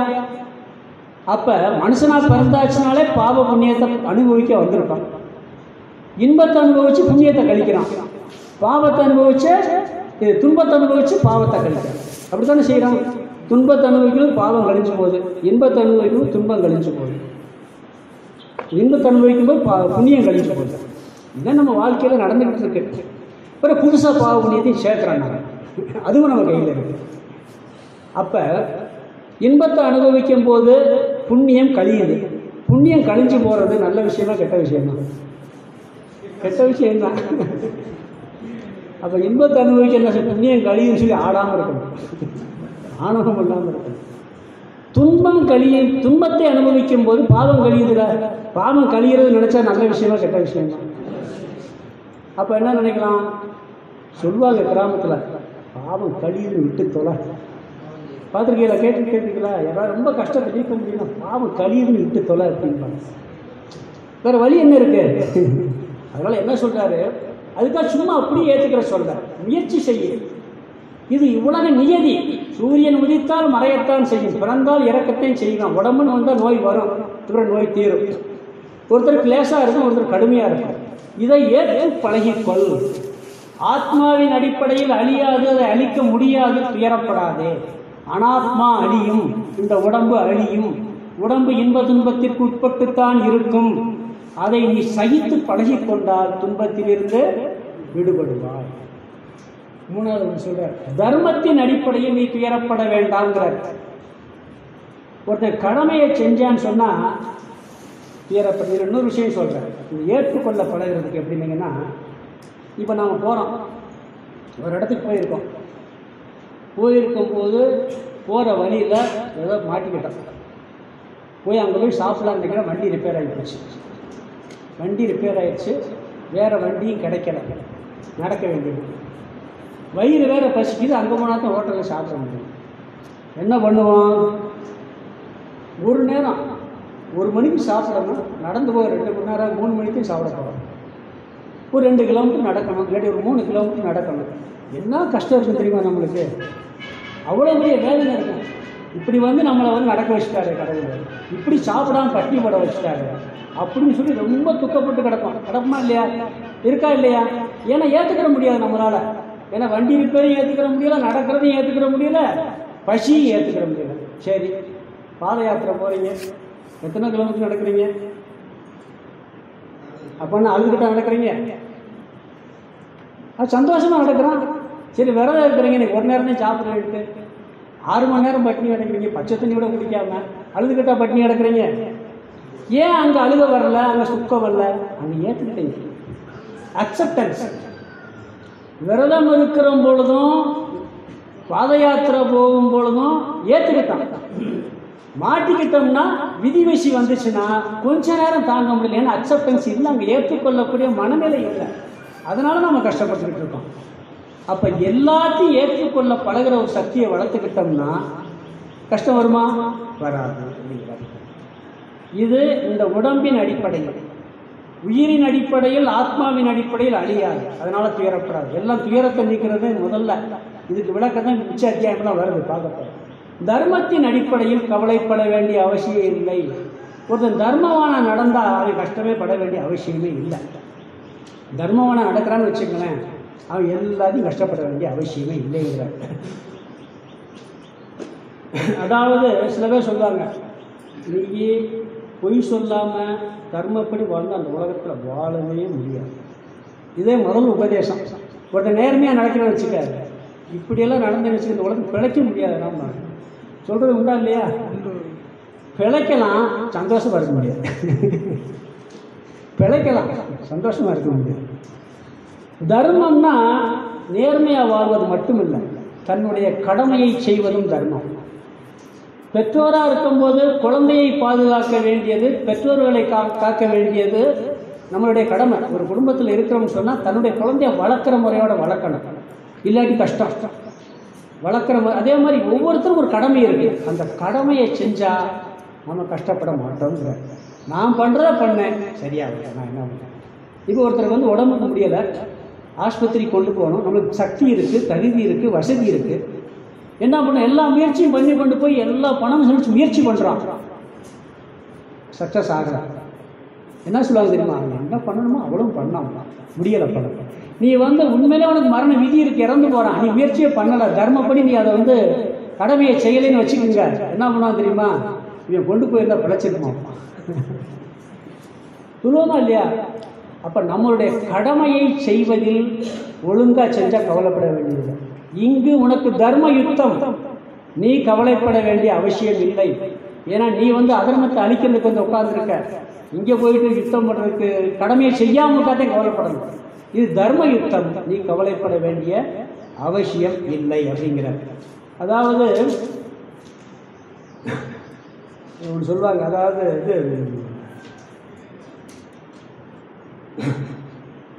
சினிமா படத்திலே பார்க்குறோம். தங்கப்பதற்கு சினிமா படம் இருந்துச்சு. மகனை தானே கொள்றாரு சிவாஜி. யாரை கொள்றாரு?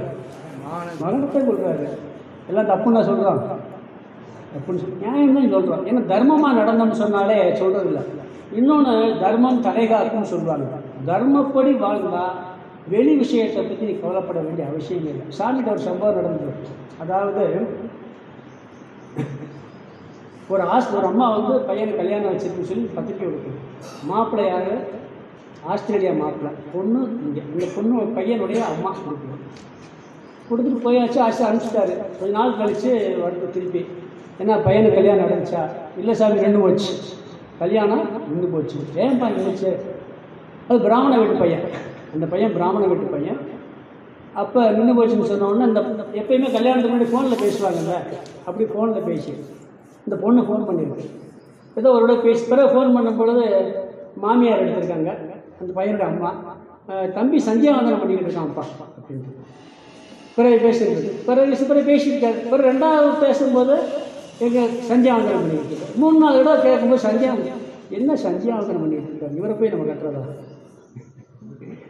அது தர்மம். ஒரு பிராமண குலத்தில் பிறந்தவங்களுக்கு அந்த சந்தியாவந்தனம் பண்ணுறது தர்மம், கடமை. அது அந்த கடமையை சேர்ந்து அது பிடிக்கல. யாருக்கு? அந்த பொண்ணுக்கு. வேணாண்டுச்சு மாப்பிள்ளை. சாமிகிட்ட சொன்னாங்க, நல்ல வேலை அந்த சந்தியாவந்தனம் அந்த பையனை காப்பாற்றிடுச்சுன்னாரு. ஏன்னா இப்படிப்பட்ட பொண்ணை கல்யாணம் முடிச்ச கஷ்டப்படுறதுக்கு அந்த சந்தியாவந்தனமே காப்பாற்றிச்சுன்னார் சாமி. தர்மம் காப்பாற்றும். வெளியே கஷ்டம் மாதிரி தெரியும், ஆனால் உண்மையிலே காப்பாற்றும். அதனால் நீ தர்மத்தின் அடிப்படையில் நீ தர்ம யுத்தம் புரிய வந்திருக்கின்றாய். அதனால் நாம் நம்ம டியூட்டியை ஒழுங்காக செஞ்சால் கவலைப்பட வேண்டிய அவசியம் இல்லைங்கிறார். தாய் ரோலில் கரெக்டாக இருக்கணும், தந்தை ரோலில் கரெக்டாக இருக்கணும், மகன் ரோலில் மகன் கரெக்டாக இருக்கணும். பார்ட்டி ரோட்டில் பார்ட்டி கரெக்டாக இருக்கணும், பாட்டு ரோட்டில் வயசான பிறகு நான் சாவியை விட மாட்டேன் வச்சு உட்காரக்கூடாது. அதையும் கொடுக்குற இடத்துல கொடுத்துட்டு மேலோட்டமாக உபதேசம் பண்ணிட்டு உட்காருங்க. தன்னுடைய கடமையை செய்வதின் அடிப்படையில் பார்த்தாலும் நீ கவலைப்பட வேண்டிய அவசியம் இல்லைங்கிறார். இப்போ 3 விஷயம் பார்த்தாச்சு. ஒன்று, ஆத்மாவின் அடிப்படையில் கவலைப்பட வேணாம், உடம்பின் அடிப்படையில் கவலைப்பட வேணாம், தர்மம் செய்பவன் கடமையை செய்பவன் கவலைப்பட வேண்டிய அவசியம் இல்லை. இது எனக்கு புரியலை அப்படின்னு சொன்னால், புரியணும்னா கர்மயோகம் பண்ணு, அதுக்கு பிறகு புரியும் சொல்லி அடுத்து கர்மயோகம் சொல்லப்படுறாரு. ஆத்மாவின் அடிப்படையில் துயரப்பட வேண்டியதில்லை, இந்த உடல் அனாத்மாவின் அடிப்படையில் துயரப்பட வேண்டியதில்லை, தர்மத்தின் அடிப்படையில் துயரப்பட வேண்டியதில்லை. இதில் இன்னொரு கருத்தையும் சொல்லியிருக்காரு பார்த்தோம். நீ தர்மப்படி வாழ உன் கடமையை செய்யலைன்னா நீ துயரப்படணுங்கிற அப்படின்னு சொல்லியிருக்காரு. படிக்கும்போது பார்த்து தெரியும். ஏன்னா அவ்வாறு முறையாக வளர்க்கலை அப்படின்னு திட்டுவாங்க. பிள்ளையை சரியாக கூட வளர்க்கலை, அப்பாவை கவனிக்கலை, நம்ம கடமையை நம்ம செய்யலைன்னா, தொழிலை சரியாக பார்க்க அதுவும் கடமை தானே, அவருடைய தொழிலை அவர் சரியாக செய்யலை அப்படின்வாங்க. பழி சொல்லுக்கு ஆளவுங்கிறார். இந்த தத்துவங்கள்லாம் புரியலைன்னா கர்மயோகம் செய் அப்படிங்கிறார். கர்மயோகம் மனசை பக்குவப்படுத்தும். அதற்காக அடுத்த டாபிக் கர்மயோகம். அதாவது ஞானத்தை அடைகிறதுக்கும் தத்துவ விஷயத்தை புரிவதற்கும் புரிந்த விஷயத்தை மனதில் நிற்பதற்கும் மனம் நன்கு பண்பட்டிருக்க வேண்டும். பண்படவில்லை என்றால் மனதை நன்கு பண்படுத்த கர்மயோகம் தேவை. நிலத்தில் விதையை போடுறோம், அது முளைச்சி நல்லா வரணும்னா அந்த நிலம் நல்லா உழுது பண்பட்டு. அது மாதிரி நம்ம சொன்ன விஷயங்கள்லாம் சரியாக புரியலை, ஏதோ இருந்துச்சு, கொஞ்சம் புரிஞ்சு புரியலைன்னா கவலைப்பட வேணாம். புரியுது நிற்க முடியலைன்னாலும் கவலைப்பட வேணாம். அடுத்து நான் சில விஷயம் சொல்கிறேன், இதை கடைப்பிடிச்சேன்னா உனக்கு இதெல்லாம் புரியும், நிற்கும் அப்படின்னு சொல்லி சொல்கிறார். கர்மயோகம் அப்படிங்கிற டாப்பிக்கில் ஆரம்பிக்கிறார். 2 விஷயம் பார்த்துட்டான். அர்ஜுனன் சிஷ்யனாக மாறுவது, அடுத்தது ஆத்ம அனாத்ம தத்துவம், தர்ம தத்துவம். இந்த 3 அடிப்படையும் துயரப்பட வேண்டியதில்லைன்னு சொல்லிட்டாரு. இப்போ கர்மயோகம் சொல்றாரு. கர்மயோகம்னா என்ன? முதல்ல இந்த கர்மம்னா என்ன? கர்மம்னா செயல். ஒரு சாமி ஒரு அந்தரியோகத்தில் கர்மயோகம் பற்றி ஃபுல்லாக பேசினார். காலையில் ஒரு மணி நேரம், மத்தியானம் 1 மணி நேரம் கேள்வி பதில் நிகழ்ச்சி இருக்கு. அந்த கேள்வி பதில் நிகழ்ச்சியில் ஒருத்தர் கேள்வி கேட்டார். கர்மம்னு சொன்னீங்களே, செத்த பிறகு செய்வாங்களே, அதெல்லாம் பேசுறீங்கன்னாரு. அப்படியே முழிச்சார் சாமி. ஏன் தலையெழுத்து உனக்கு சொன்னது, ஏன் கர்மம்னாரு.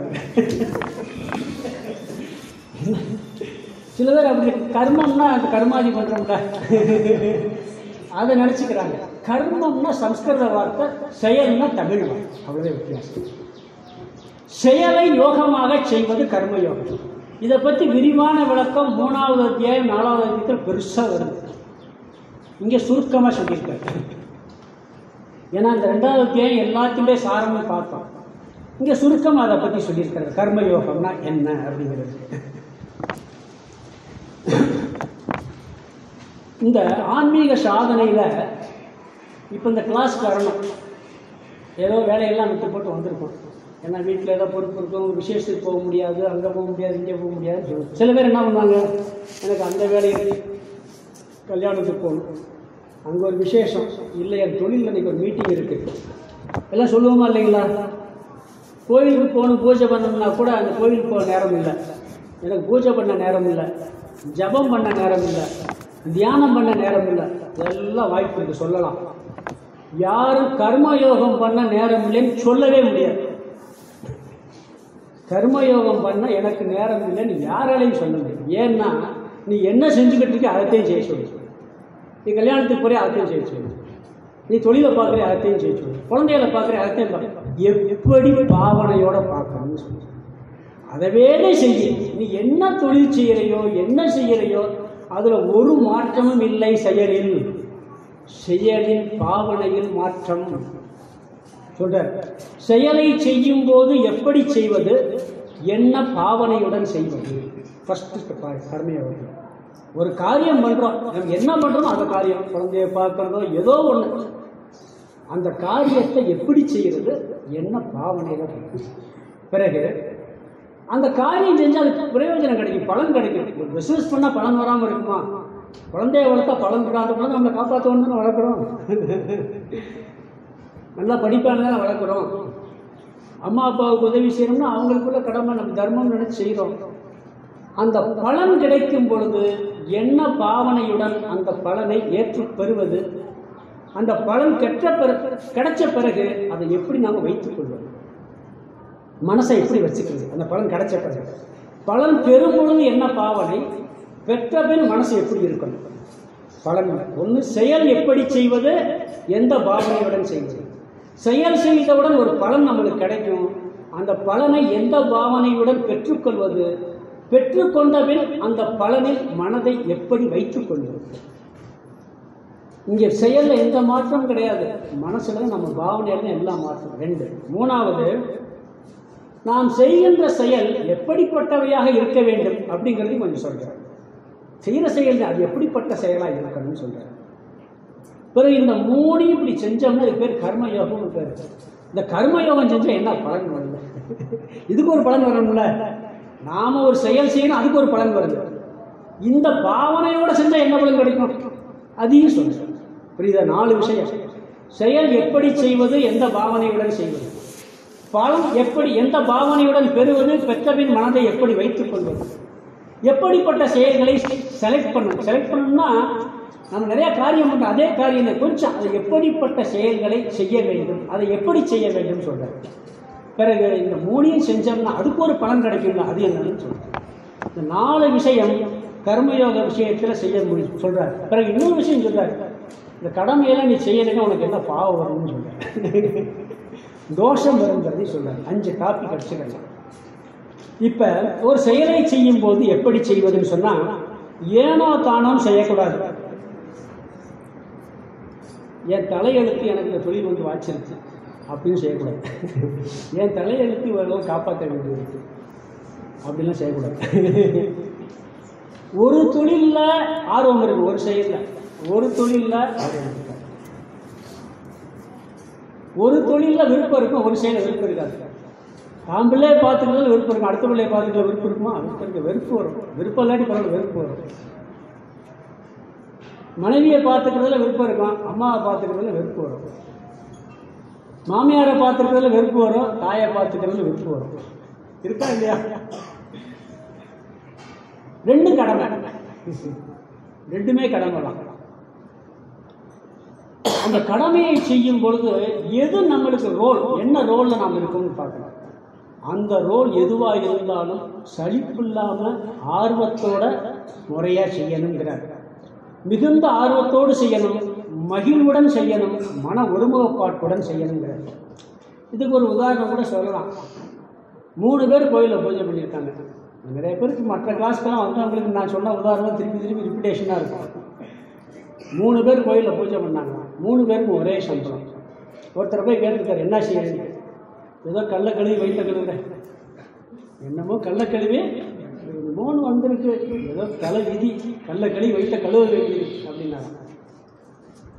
இன்னொருத்தரை கேட்டிருக்காரு, எத்தனையோ தொழில் இருக்கு, எனக்கு ஏதோ பரவாயில்ல, சாமி கும்பிட்ற தொழில், பூஜை பண்ணுற தொழில் அமைஞ்சிருக்கு, பரவாயில்ல, இதை வச்சு ஏதோ பிழப்ப ஓட்டிக்கிட்டு இருக்கேன். இன்னொருத்தர் சொன்னாரா, இந்த பாக்கியம் யாருக்கு கிடைக்கும்?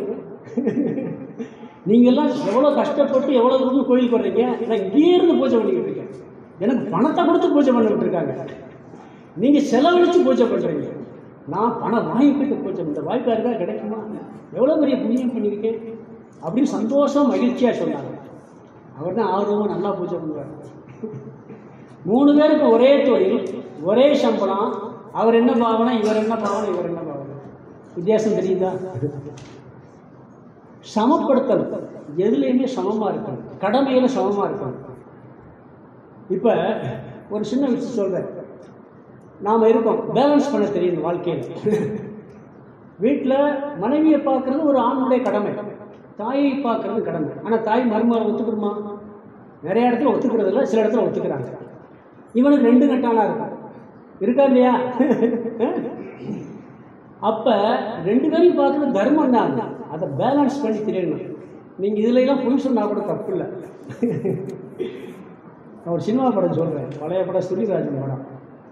மருமகளை குறை சொல்லி சுருளிராஜ் அம்மா சுருளிராஜன் மருமகளை எப்போ பார்த்தாலும் திக்கிட்டு எது செஞ்சாலும் எதிர்ப்பு தெரிவிச்சுக்கிட்டே இருக்கும். என்ன சொன்னாலும் எதிர்ப்பு தெரிவிச்சுக்கிட்டே இருக்கும். அந்த படம் பார்த்துருப்பீங்க, எனக்கு ஞாபகம் எனக்கு சொல்கிறேன். என்ன பண்ணுவா தெரியுங்களா? ஒய்ஃப் சினிமாவுக்கு போகணும்னு சொல்லணும். இவன் ரெண்டையும் பேலன்ஸ் பண்ணுவான், அழகாக பேலன்ஸ் பண்ணுவான். அம்மாவையும் விட்டு கொடுக்க மாட்டான், மனைவியும் விட்டு கொடுக்க மாட்டான், பேலன்ஸ் பண்ணுவான். ஏன்னா ரெண்டு கடமையை, அம்மாவுக்காக மனைவியை புறக்கணிக்கிறது தப்பு, மனைவிக்காக அம்மாவை புறக்கணிக்கிறது தப்பு. ரெண்டும் ஒரு இல்லறத்தானுடைய கடமை. புரியுதுங்களா?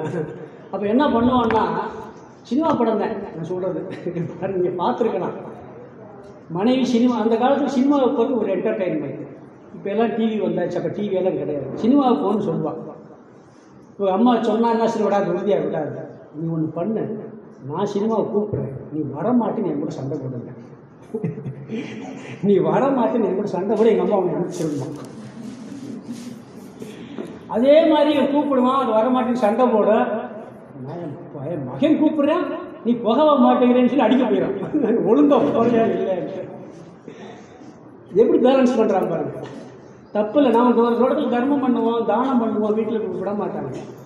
சொல்கிறார் சில இடத்துல, வாய்மை எனப்படுவது யாதனின் யாதொன்றும் தீமை இல்லாத சொல்கிறார். பொய்மையும் வாய்மை எடுத்து புரை தீர்த்த நன்மை பயக்கும் என்கிறார். அதாவது கெடுதல் இல்லாத பொய் சொன்னால் கூட தப்பு இல்லை. குடும்பத்தில் மனைவியோ மாமியாரோ தாயோ தந்தையோ குழந்தைகளோ ஒரு இல்லறத்தானுடைய கடமை 3 பேர்த்தையும் கவனிக்கணும். தனது தாய் தந்தையரை கவனிக்கணும், தனது குழந்தைகளை கவனிக்கணும், தானும் பார்க்கலாம்.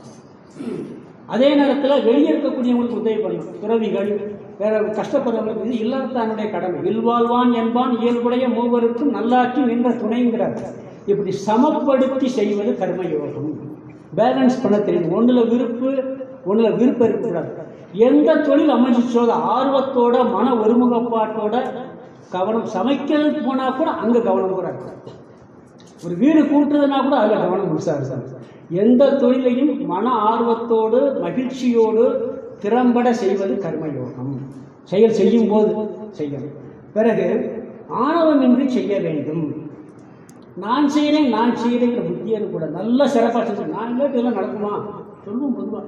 நான் செய்யலைன்னா நான் இல்லாட்டி குடும்பத்தை காப்பாற்ற முடியுமா? பேசணுமா இல்லைங்களா? ஐயா காப்பாற்றுற, கடவுள் காப்பாற்றுறாரு. அவன் ஆட்டுவிக்கின்றான், நான் ஆடுகின்றேன். எவ்வளவு சிறப்பாக செஞ்சாலும் சரி, அது என்னுடைய திறமை அல்ல. கடவுள் ஆணைப்படி நான் செயல் செய்கின்றேன், அவர் ஆட்டுவிக்கின்றார், நான் ஆடுகின்றேன் அப்படிங்கிற பாவனையோடு செய்யணும். ஆணவம் அனைத்து ஆற்றலையும் அழித்து விடும். கதையா சொல்ல வேண்டியது. ஒரு சக்தி இல்லைன்னு ஒரு சினிமா படம். சிவன் பெருமான் அசுரர்கள்லாம் அழிச்சிட்டு வருவார். அழிச்சிட்டு வரும்போது சக்தி என்ன பண்ணுவார், இந்த அசுரர்களை அழித்த சிவபெருமான் வாழ்க வாழ்கன்னு அந்த சிவன் அடியார்களை கற்றுக்கிட்டே வருவாங்க கூட. சக்தி அங்கே உட்காந்துருக்கு. அது ஜெமினி கணேசன், ஜெயலலிதா அந்த படத்தில். சாமி ரொம்ப சினிமா பார்த்துருப்பாரு போல. நிறைய சினிமாவெல்லாம் பார்ப்பேன் சின்ன வயசுல. அது பயன்படுத்துவாங்க. பஞ்சாங்க எல்லாரும் இப்போ நிறைய சினிமா பார்க்குறீங்க போல இருக்கு. இப்போ பாருங்கள் சினிமா பார்த்து எவ்வளோ பயன்படுத்திட்டு. நல்ல படம். அந்த காலத்தில் தத்துவமாக இருக்குது.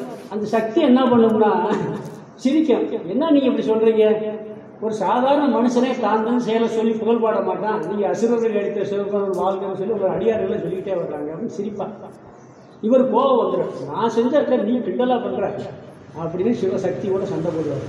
சிவனுக்கு சக்தி ஒரு பெரிய தகராறே நடக்கும். நடந்தவன் சக்தி போச்சுட்டு இவருக்கு ஒரு தொழிலும் பண்ண முடியாது. சக்தி இல்லையே சிவம் இல்லை, சிவம் இல்லையே சக்தி இல்லைன்னு தகராறுலாம் நடந்து சிவனே உட்கார்ந்து அழிக்கிற தொழில் 2 பூமிக்கு பாறை ஏறிடும். இது புராண கதை. தாத்பரியம் பாருங்க. சிவனுக்கு கூட ஆணவம் வந்தால் சக்தி போய்விடும். நாம எவ்வளவு திறமையா தொழில் செஞ்சு என்ன காரியம் பண்ணாலும் நம்ம தொழில் நம்மளுக்கு ஒரு ஆணவம் வந்தால் நம்மளுடைய சக்தி போய்விடும், அந்த தொழிலுடைய ஆற்றல் போய்விடும். ஆகவே ஆணவமின்றி நீ செய்கின்ற செயலை செய். என்ன செய்கிறாயோ அதை செய். அதை கவனமாக செய், ஆர்வத்துடன் செய், மன ஒருமுகப்பாட்டுடன் செய். விருப்பு வெறுப்பின்றி ஒன்று சந்தோஷம் ஒன்று சந்தோஷம் இல்லாமல் செய்யாத. அந்த செயலை செய்யும் போதும் கடவுளின் விருப்பப்படி செய்கின்றேன், அவர் ஆட்டுவிக்கின்றார், நான் ஆடுகின்றேன், இதெல்லாம் அவருடைய சக்தி, என்னால் ஒன்றுமில்லை அப்படிங்கிற புத்தி வரணும். நான் பேசுகிறேன், நீங்கள் கேட்குறீங்க, உண்மைதான். இந்த இடத்துல ஒரு 0 டிகிரி குளிர் இருக்கு, பேச முடியுமா? நாங்கள் இல்லை ஒரு 110 டிகிரி வெப்பம் இருக்கு, கரண்ட் இல்லை, பேச முடியுமா? இயற்கை எல்லாம் நம்மளுக்கு அமைச்சு கொடுத்துருக்கு, நாம செயல்படுறோம், அவ்வளோதான். புரியுதா? அதனால் ஆண்டவனுடைய ஆணையின்படி செயல்படுகிறேங்கிற புத்தி இருக்கணும். இது செயல்ல. செயலில் வரும் பலனில் நம்ம என்ன செஞ்சாலும் ஏதாவது ஒரு பலன் கிடைக்கும். ஒன்று லாபம் கிடைக்கும், இல்லை நஷ்டம் இருக்கும், இல்லாட்டி சந்தோஷம் வரும், இல்லாட்டி துன்பம் வரும். கூடுதலாக லாபம் கிடைக்கும், இல்லாட்டி ரொம்ப நஷ்டமாகும், இல்லை மீடியமாக லாபம் கிடைக்கும். அது நம்ம கையில் கிடையாது. என்ன பலன் கிடைத்தாலும் இது கடவுள் கொடுத்த பிரசாதம் என்று பிரசாத புத்தியுடன் ஏற்றுக்கொள். ரொம்ப வந்துச்சுன்னா ஆடாத, வரலன்னா கவலைப்பட்டு உட்கார, பின்னாடி கிடைக்கு நீ செஞ்சதுக்கு. அவர் எப்போ கொடுக்கணுமோ அப்போத்தான் கொடுப்பார். குழந்தை ஐஸ்கிரீம் கேட்குது, தெருவில் போகும்போது காய்ச்சி அடிக்குது, அம்மா வாங்கி கொடுக்குமா, ஒரு அடி போடும், இப்போ வேணான்னு சொல்லி நல்லா நபரை வாங்கி கொடுக்கு, 2 ஐஸ்கிரீம் கூட வாங்கி கொடுக்க குழந்தைக்கு தெரியுமா? இப்போ அடிக்குதே நம்மளுக்கு வாங்கி கொடுக்கலையே அப்படின்னு நம்ம கவலைப்படுவோம். நம்மளுக்கு எப்போ கொடுக்கணும், எவ்வளோ கொடுக்கணும் கடவுளுக்கு தெரியும். அதனால் அப்பா கரெக்டாக கொடுத்துருவாரு. அதனால் வர்றத சந்தோஷமாக பிரசாத புத்தியுடன் ஏற்றுக்கொள்ள வேண்டும். இந்த பிரசாத புத்திக்கு இன்னொருத்தர் கிண்டலாக ஒரு பதில் சொன்னார் கேள்வியா. ரிஷிகேஷ் கேம்ப் போடுவாங்க, 5 மணிக்கு கோயிலில் கங்கை கரையில் பூஜை நடக்கும், கொஞ்சம் குளிர் ஜாஸ்தியாக இருக்கும். ஒருத்தர் இந்த பூஜைக்கெல்லாம் வரமாட்டார், பூஜை எல்லாம் தீபாவளிக்கு வரமாட்டார், பிரசாதம் கொடுக்கும்போது கரெக்டாக வருவார். ஏன்னா இப்போத்தே வருது, இதுதான் பிரசாத புத்தி. பிரசாதம் கொடுக்கும்போது எப்போ வரணுமோ அதை பிரசாத புத்தின்னு. இந்த கேம்பில் ஒருத்தர் சொன்னார், பூஜைக்கு வராமல், தீபாராதனைக்கு வராமல், ஜபம் பண்ணும் போதெல்லாம் வராமல், பிரசாதம் கொடுக்கும்போது வரணுங்கிற புத்தி யாருக்கு இருக்கோ அதே பிரசாத புத்தினார். இது இந்த புத்தி இல்லை. இங்கே சொல்கிற புத்தி என்ன பலன் கிடைக்கிறதோ, கடவுள்கிட்ட வாங்குகிற மண்ணள்ளி கையில் விட்டா பூச்சிக்கிடுவோம். அந்த சாப்பிடும்போது கல் இருந்துன்னு வச்சுக்கோங்க, அதை எடுத்து போட்டு சாப்பிடுவோம். வீட்டில் மனைவி கல்லோட போட்டாச்சுன்னா திட்டு பயங்கரமாக விழுவும். ஏன்னா பிரசாதம் இது, இங்கே கல் இருக்குது அப்படின்னு வைய மாட்டாங்க, சங்கத்தை போட்டு எடுத்து போடுவோம். ஏற்றுக்கொள்ளக்கூடிய மனப்பான்மையுடன் இருக்க வேண்டும். தோல்வி, நஷ்டம், துயரம் வரும் பொழுது இது நம்மை பண்படுத்துவதற்கு இறைவன் கொடுத்த பிரசாதம் ஏற்றுக்கணும். லாபம், இன்பம் இதெல்லாம் வரும் பொழுது, லாபம், இன்பம், வெற்றி எல்லாம் வரும் பொழுது இது நம்மை ஊக்குவிப்பதற்காக கடவுள் கொடுத்த பிரசாதம் சொல்லி ஆடாமல் ஏற்றுக்கணும். நஷ்டம் வரும்போது துவளக்கூடாது, லாபம் வரும்போது ஆடக்கூடாது. இந்த இரண்டும் மனதை எப்படி பண்படுத்த வேண்டும் என்றால், தோல்வி எப்பயுமே அவனுக்கு ஒரு உறுதியை கொடுக்கணும். லாபம், வெற்றி உற்சாகத்தை கொடுக்கும், ஆணவத்தை கொடுக்கக்கூடாது. வெற்றி இன்னும் நம்ம வெற்றி அடையணும், உற்சாகத்தில் அதை பயன்படணும். தோல்வி என்ன பண்ணணும், இன்னும் நம்ம நல்லா உழைக்கணும்னு ஒரு ஊக்கத்தை கொடுக்கணும். விஸ்வாமித்திரர் 2 தடவை தவத்தில் தோல்வி அடைஞ்சாரா இல்லையா? விட்டாரா? மேலும் கஷ்டப்பட்டு பிரம்மரிஷி பட்ட வரைக்கும் தவம் பண்ண. தவத்தில் தோல்வி வரும், நம் விரதங்களில் தோல்வி வரும், வாழ்க்கையில் எத்தனையோ தோல்வி வரும். அதை ஒரு படிக்கட்டாக எடுத்துக்கொண்டு மேலும் முன்னேற வேண்டும். லாபம் வரும் பொழுது நான் செஞ்சேன் ஆணவத்தோடு, அதை அப்படியே கர்வத்தோடு நான் சம்பாதிச்சேன் நானும் ஆடக்கூடாது. அமைதியாக இதுவும் கடவுள் கொடுத்த பிரசாதம் சொல்லி அமைதியாக ஏற்றுக்கொள்ள வேண்டும் அப்படிங்கிறார். பிறகு இன்னொரு முக்கியமான கருத்து, கர்மஞ்சே வதிகாரஸ்தே மாபலேஷு கதாச்சன. இந்த அந்த காலத்தில் மகாபாரத சீரியல் போடும்போது போடுவாங்க இந்த ஸ்லோகத்தை. செயல் செய்வதற்கு உனக்கு உரிமை இருக்கு, பலனில் உரிமை இல்லை அப்படிங்கிறார். இப்போ இந்த புஸ்தகம் இருக்கு, இது என் கையில் இருக்கு, இதை நான் படிக்கலாம், நீங்கள் படிங்க எனக்கு கொடுக்கலாம், இல்லை இந்த பக்கம் தூக்கி போடலாம், இல்லை ஒரு நாள் தூக்கி எரியலாம். செஞ்ச பிறகு நான் படித்த பிறகு எனக்கு புரியாதுங்கிறது என் கையில், கடவுள் கையில் இருக்கு. தூக்கி எரிஞ்ச பிறகு இவர் மேலே எரிகிறேன், அவர் எப்படி நடந்துக்கிறாரு என் கையிலே இருக்கு. அவர் என்ன பண்ணார், சாமிக்கு ஏதோ ஆயிடுச்சு, கிளாஸ் ஒழுங்காக எடுத்துக்கிட்டு இருந்தார், என்னமோ புஸ்தகத்தை தூக்கி எரிகிறாரு, என்னமோ ஆகி போச்சுன்ட்டு விட்டுட்டு போகலாம், இல்லை திருப்பி அடிக்கலாம், இல்லை திருப்பி என் மேலே எரியலாம். இது என் கையில் கிடையாது. இந்த புஸ்தகத்தை கையில் வச்சிருக்கேன், இதை என்ன செய்யணுங்கிறது என் கையில் உரிமை இருக்காங்க. செஞ்ச பிறகு அது உரிமை உன்னிடம் இல்லை, என்னிடம் இருக்குங்கிறார். ஏன்னா அந்த பலன் அவர் நம்மளுக்கு இந்த ஜென்மம் மட்டும் தெரியும், அவருக்கு எல்லா ஜென்மமும் தெரியும், காக்கெட் போட்டுகிட்டே இருப்பார். இதை எப்போ, அது மட்டும் இல்லை, இவனுக்கு இந்த பலனை எப்போ கொடுத்தாங்கன்னு அவருக்கும் தெரியும். அதனால் என்ன பண்ணுவார், இந்த பலனில் உனக்கு உரிமை இல்லை, என் கைவசம் உள்ளது அப்படிங்கிறார். செயல் செய்வதற்கு உனக்கு உரிமை உண்டு, நீ செய்யலாம், பலனில் உனக்கு உரிமை பலனை வேணான்னு சொல்றது இல்லை, அது உன் கையில் கிடையாது. அதனால வர்றத பிரசாதம் ஏற்றுக்கங்க. இந்த சென்னையில் ரா கணபதினு ஒருத்தர் இருந்தார், அண்ணான்னு சொல்லுவாங்க. தெய்வத்தின் குரல் 7 வால்யூம் எழுதினார். இவ்வளோ பெரிய புக்கு எழுதியிருக்காரு. இவ்வளோ பெரிய புக்கு 7 வால்யூம். ராஜாஜிக்கு பிஏவாக இருந்தார். ஃபஸ்ட்டு ராஜாஜி இருக்கும்போது அவர் பிஏவாக இருந்தார். எனக்கு ஒரு பாக்கியம் கிடைச்சி அவர் சேவை பண்ணுறாரு. சென்னையில் இருக்கும்போது டெய்லி நைட்டில் அவர் சேவை பண்ணுவார். அவர் வயசானவர். அப்போ எனக்கு கொஞ்சம் சின்ன வயசு. பெரிய மகா காஞ்சி மகா பெரியவாள் கூட 12 வருஷம் இருந்தவர். அவர் எனக்கு தீபாவளிக்கு ஒரு வேஷ்டி கொடுத்தார். நான் அப்போல்லாம் வெள்ளை வேஷ்டி, 8 முளை வேஷ்டி, காஸ்ட்லியான வேஷ்டிக்கு ஒரு 4 முளை வேஷ்டி வேஷ்டி கொடுத்தாரு. நான் வாங்கிக்கிட்டேன். என்ன கேட்டேன், இந்த வேஷ்டி 4 முளை வேஷ்டியாக இருக்கேன், நம்ம 8 முளை வேஷ்டி நல்ல வேஷ்டியில் கட்டுவோம், இது எப்படி கொடுத்து வாங்கிக்கிட்டு கேட்டேன். அண்ணா இதை நான் யாருக்காக கொடுக்கலாமா அப்படின்னு கேட்டேன். என்ன பதில் சொன்னார் தெரியுமா? உங்கள்கிட்ட கொடுத்த பிறகு நீ கட்டலை அப்படி செய்ய நான் சொன்னேன்னா நான் கொடுக்கலன்னு அர்த்தம். நான் உனக்கு கொடுத்தாச்சு, கொடுத்த பிறகு நீ இப்படித்தான் செய்யணும்னு சொன்னால் அது என்கிட்ட இருக்கு அந்த வேஸ்ட். உனக்கு கொடுத்ததே இல்லை, எனக்கு கொடுத்தாச்சுன்னா முடிஞ்சு போச்சு, நீ என்ன செய்யுது என்கிட்ட விட்டுறணும். நிறைய பேர் நம்ம தானம் பண்ணுவோம் பார்த்துருக்கீங்கன்னா, அவன் நம்மளுக்கு தெரியாமல் நல்லா பண்ணிடுவோம். அப்புறம் ஏதாவது கெட்டது பண்ணிட்டான்னு வச்சுக்கோங்க. ஒரு இடத்துல பார்த்தேன், ஒரு இடத்துல தானம் பண்ணேன். இந்த ட்ரெஸ்ஸை போட்டு ஒருத்தர் கேட்டார். பக்கத்துலேயே ஒருத்தர் வண்டியை நிப்பாட்டி விஷயத்தை பார்த்துருன்னு சொல்லிட்டு போனேன். நீங்கள் கொடுத்துட்டு போனீங்க, அவர் போனோன்னு டாஸ்மாக் கடைக்கு போகிறாங்க. இது நம்ம கையிலே இருக்கு, நம்ம வேலை முடிஞ்சு போயிடுச்சு. அவ்வளோதான், அவன் பண்ணால் அவன் பாவம். அதனால கடமையை செய், பலனின் உரிமை பாராட்டாது. உரிமை ஏற்றுக்கிறதுன்னு சொல்லலை, ஏற்றுக்க, பிரசாதமாக ஏற்றுக்க, எனக்கு இப்படித்தான் கிடைக்கணும்னு உட்காராங்க. அது உன் கையில் இல்லைன்னு சொல்லி ஒரு முக்கியமான பலன் சொல்றாரு. இது பிறகு நாம் செய்கின்ற செயல் எப்படி இருக்க வேண்டும் அப்படிங்கிறார். சாத்வீகமான உத்தமமான கர்மத்தை செய்ய வேண்டும். தனக்கும் மற்றவர்களுக்கும் பயனுள்ள செயலை செய்வது சாத்வீகமான செயல். நாம் ஒரு செயல் செஞ்சால் அது சில பேர் சொல்லுவாங்க, நீ சுயநலமே படக்கூடாது, மற்றவங்களுக்கு மட்டும் செய்யுமாங்க. தப்பு. தான் சாப்பிடாம மற்றவங்க உதவி சக்தி இருக்காத உடம்புல. நீ உன் குடும்பத்தையும் பாரு, மற்ற குடும்பத்தையும் பாரு. மற்றவங்க கெடுதல் பண்ணாமல் பார்த்தா சாத்வீகமான உத்தமமான செயல். மற்றவங்களுக்கும் உதவியாக இருக்கணும், நீ செய்கிற செயல் உனக்கும் உதவியாக இருக்கும். விவேகானந்த ஒரு இடத்துல சொல்கிறார், ஒருத்தர் சொல்கிறாரு, நான் எனக்கு எங்கேயோ தானம் பண்ணுவார், தான் கூட இருக்கிறவங்க பக்கத்தில் இருக்கிறவங்க கஷ்டப்பட்டுக்கிட்டு இருப்பான், அவனுக்கு உதவி பண்ண மாட்டார்.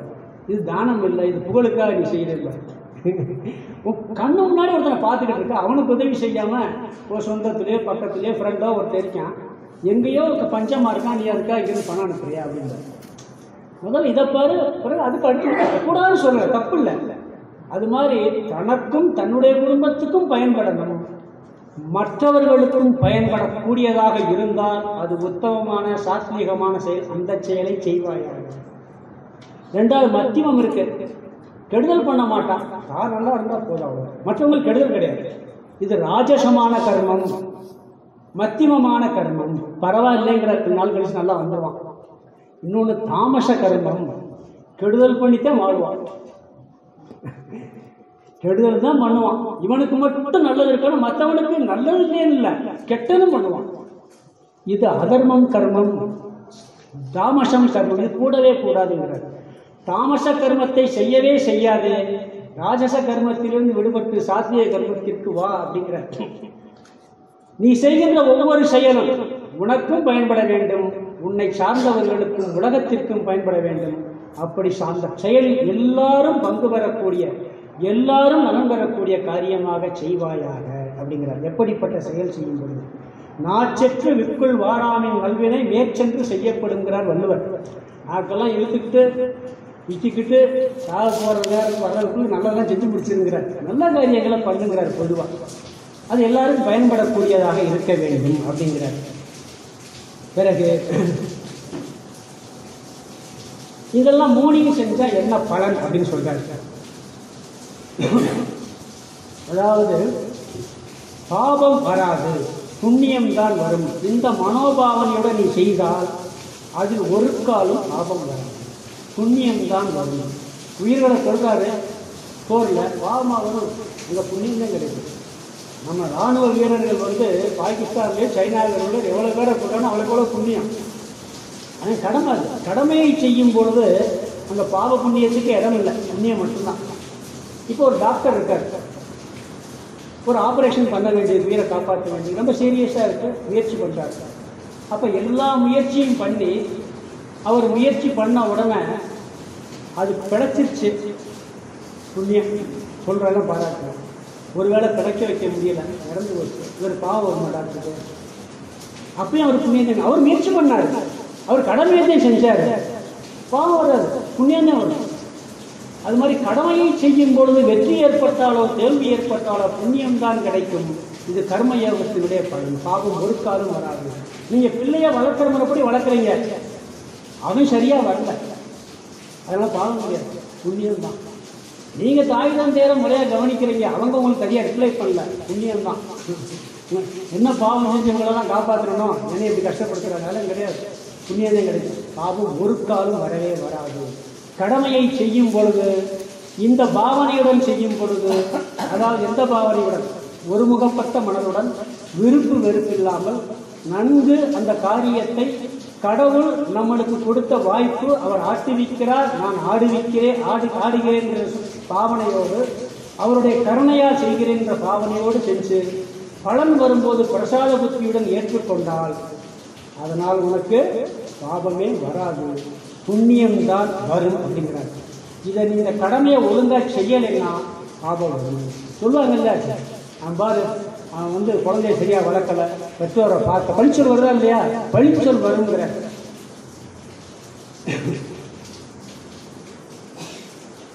உன்னை மக்கள் தூற்றுவார்கள் அப்படின்னு சொல்றாரு. கண்ணப்ப நாயனார் அது மட்டும் இல்லை, சில நேரம் தப்பாக கூட காரியம் பண்ணுவோம், ஆனால் நம்ம மனசு மட்டும் ஒரு ஆழ்ந்த பக்தியோட ஒரு விருப்பத்தோட கர்மயோகமாக செஞ்சால் அது தோஷம் வராது. இப்போ நான் இங்கே இருக்கிறேன், இந்த கோயிலுக்குள்ளே போகணும், ஒரு எண்ணி சாப்பிட்டு வந்த உள்ள போவோமா, என்ன செய்வோம், பாவம் இருக்கா இல்லையா? கண்ணப்ப நாயனார் என்ன பண்ணாரு, மட்டனை அறுத்து தின்னு பார்த்துட்டு வைக்கிறார், எச்சி பார்த்துட்டு வைக்கிறார், காலை எடுத்து கல்லை முடிக்கிறார். ஏன்னா அங்கே கர்மயோகம், அவர் தனக்காக செய்யணும், எல்லாம் பகவானுக்காக, பகவானுடைய பிரசன்னம். அதனால் ஒரு புண்ணியம் தேவை. கல்லெறி நாயனார் கள்ளப்பண்டி எரிஞ்சு பூஜை பண்ணார், நம்மளாம் பூ எடுத்து பூஜை பண்ணி எறிகிறோம், ஒரு கள்ளப்பண்டி எரிஞ்சு பூஜை பண்ணார். பாவனை, பாவனையுடன் மன ஒருமுகப்பாட்டுடன் எந்த காரியம் செஞ்சாலும் அதில் புண்ணியந்தே கிடைக்குமே ஒழிய பாவம் ஒரு காலம் கிடைக்காது அப்படிங்கிறார். அதனால இப்போ கர்மயோகத்தை பற்றி ரொம்ப சுருக்கமாக தான் சொல்லியிருக்கிறார்.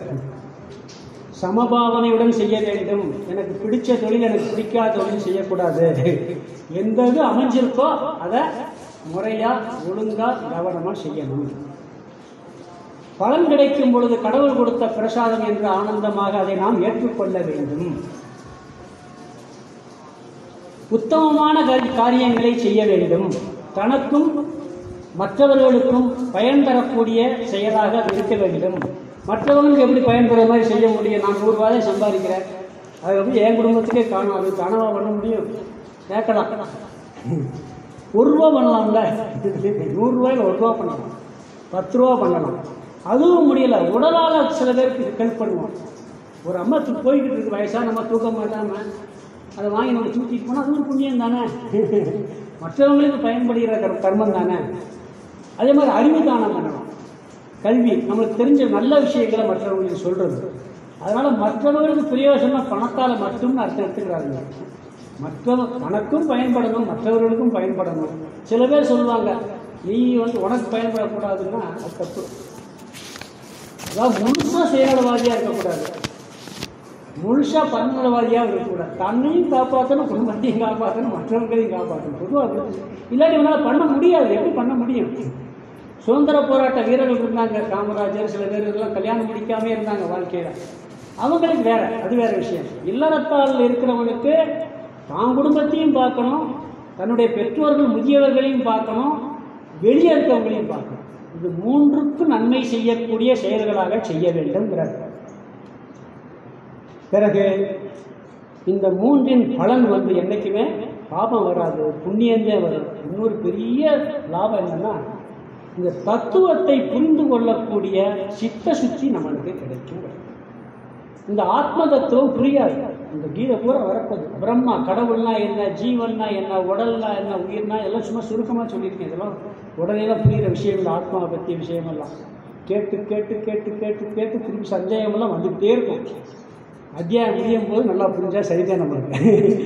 அதற்கு தகுதியை கொடுக்கும் இந்த கர்மயோகம். அப்போ கர்மயோகத்தில்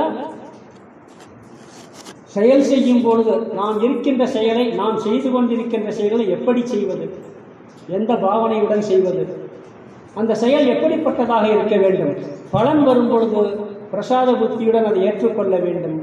இப்படியெல்லாம் செய்தால் சித்தசுத்தி ஏற்படும், புண்ணியம் ஏற்படும். இதுதான் கர்மயோகம். சரி, இந்த கர்மயோகம் முடிஞ்சு உடனே என்ன சொல்றாரு, கர்மயோகம்லாம் முடிஞ்சு ஞானம் வந்துருச்சுன்னா நீ சந்தோஷமா இருப்ப அப்படி சொல்றார். ஞானத்தினால அவனுக்கு முழு நிறைவு கிடைக்குங்கிறார். உடனே அர்ஜுன் சந்தேகம் வரும், இந்த மாதிரி ஞானம் அடைஞ்சால் யாராவது உலகத்தில் இருக்கானா, அவன் எப்படி இருப்பான், இருந்தா எப்படி நடப்பான், எப்படி உட்காருவான், அவனுடைய செயல்பாடுகள் என்னன்னு ஒரு கேள்வி கேட்கிறான். அப்போ ஞான பலனை சொல்லுகிறார். 4வது டாபிக் வந்தாச்சு. முதல்ல சிஷ்யனாக மாறுறது, பிறகு தத்துவம் ஞான யோகம், ஆத்மா அனாத்ம தத்துவம் ஞான யோகம், 3வது கர்மயோகம் முடிஞ்சு 4வது ஞான பலன். இறுதி லட்சியம் ஞானம். ஞானத்திலாம் முழுமையான துன்பம் போகும். அப்படி போனால் அவன் எப்படி இருக்கான்னு கேட்குறான். இப்போ சில லட்சணம்லாம் சொல்கிறார். இதை பார்த்த உடனே அவர் ஞானியா, இந்த லட்சணத்தை பூர்த்தி அவர்கிட்ட பார்த்துக்கலாம்னா பார்க்க முடியாது. ஞானியான்னு ஒருத்தரை கண்டுபிடிக்கலாம் முடியவே முடியாது.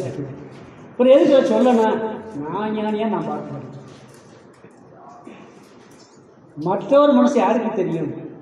இந்த குணமெல்லாம் நம்மளுக்கு இதில் சொல்கிற பண்பு உள்ளதெல்லாம் நம்ம மனசில் இருந்துச்சுன்னா நாம் ஞான நிஷ்டை அடைஞ்சிருக்கோம்னு அர்த்தம். இல்லாட்டி அதுக்கு முயற்சி பண்ணுற வழியும் சொல்கிறாரு. அது இல்லையா நீ என்னெல்லாம் பண்ணணும்னு சொல்கிறாரு. ஞான பலன் இல்லை என்றால் அந்த ஞான பலன் கிடைப்பதற்கு என்ன செய்ய வேண்டும் அப்படிங்கிறது இதில் சொல்கிறாரு. பொதுவாக என்னன்னு சொன்னால், ஜீவன் முக்தி விதேக முக்தி. நீ உலகில் வாழும் பொழுதே சந்தோஷமாக இருப்பான், செத்த பிறகு பிறக்க மாட்டான்.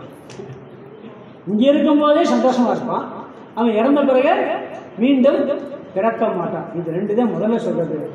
பொதுவாக சொல்லும்போது இங்கே சொல்கிறார், பூரணத்துவம் நிறைவுடன் இருப்பான், சமபுத்தியுடன் இருப்பான், மற்றவர்களுக்கும் இவனுக்கும் மனதளவில் வேறுபாடு கட்டாயம் இருக்கும் அப்படிங்கிறார்.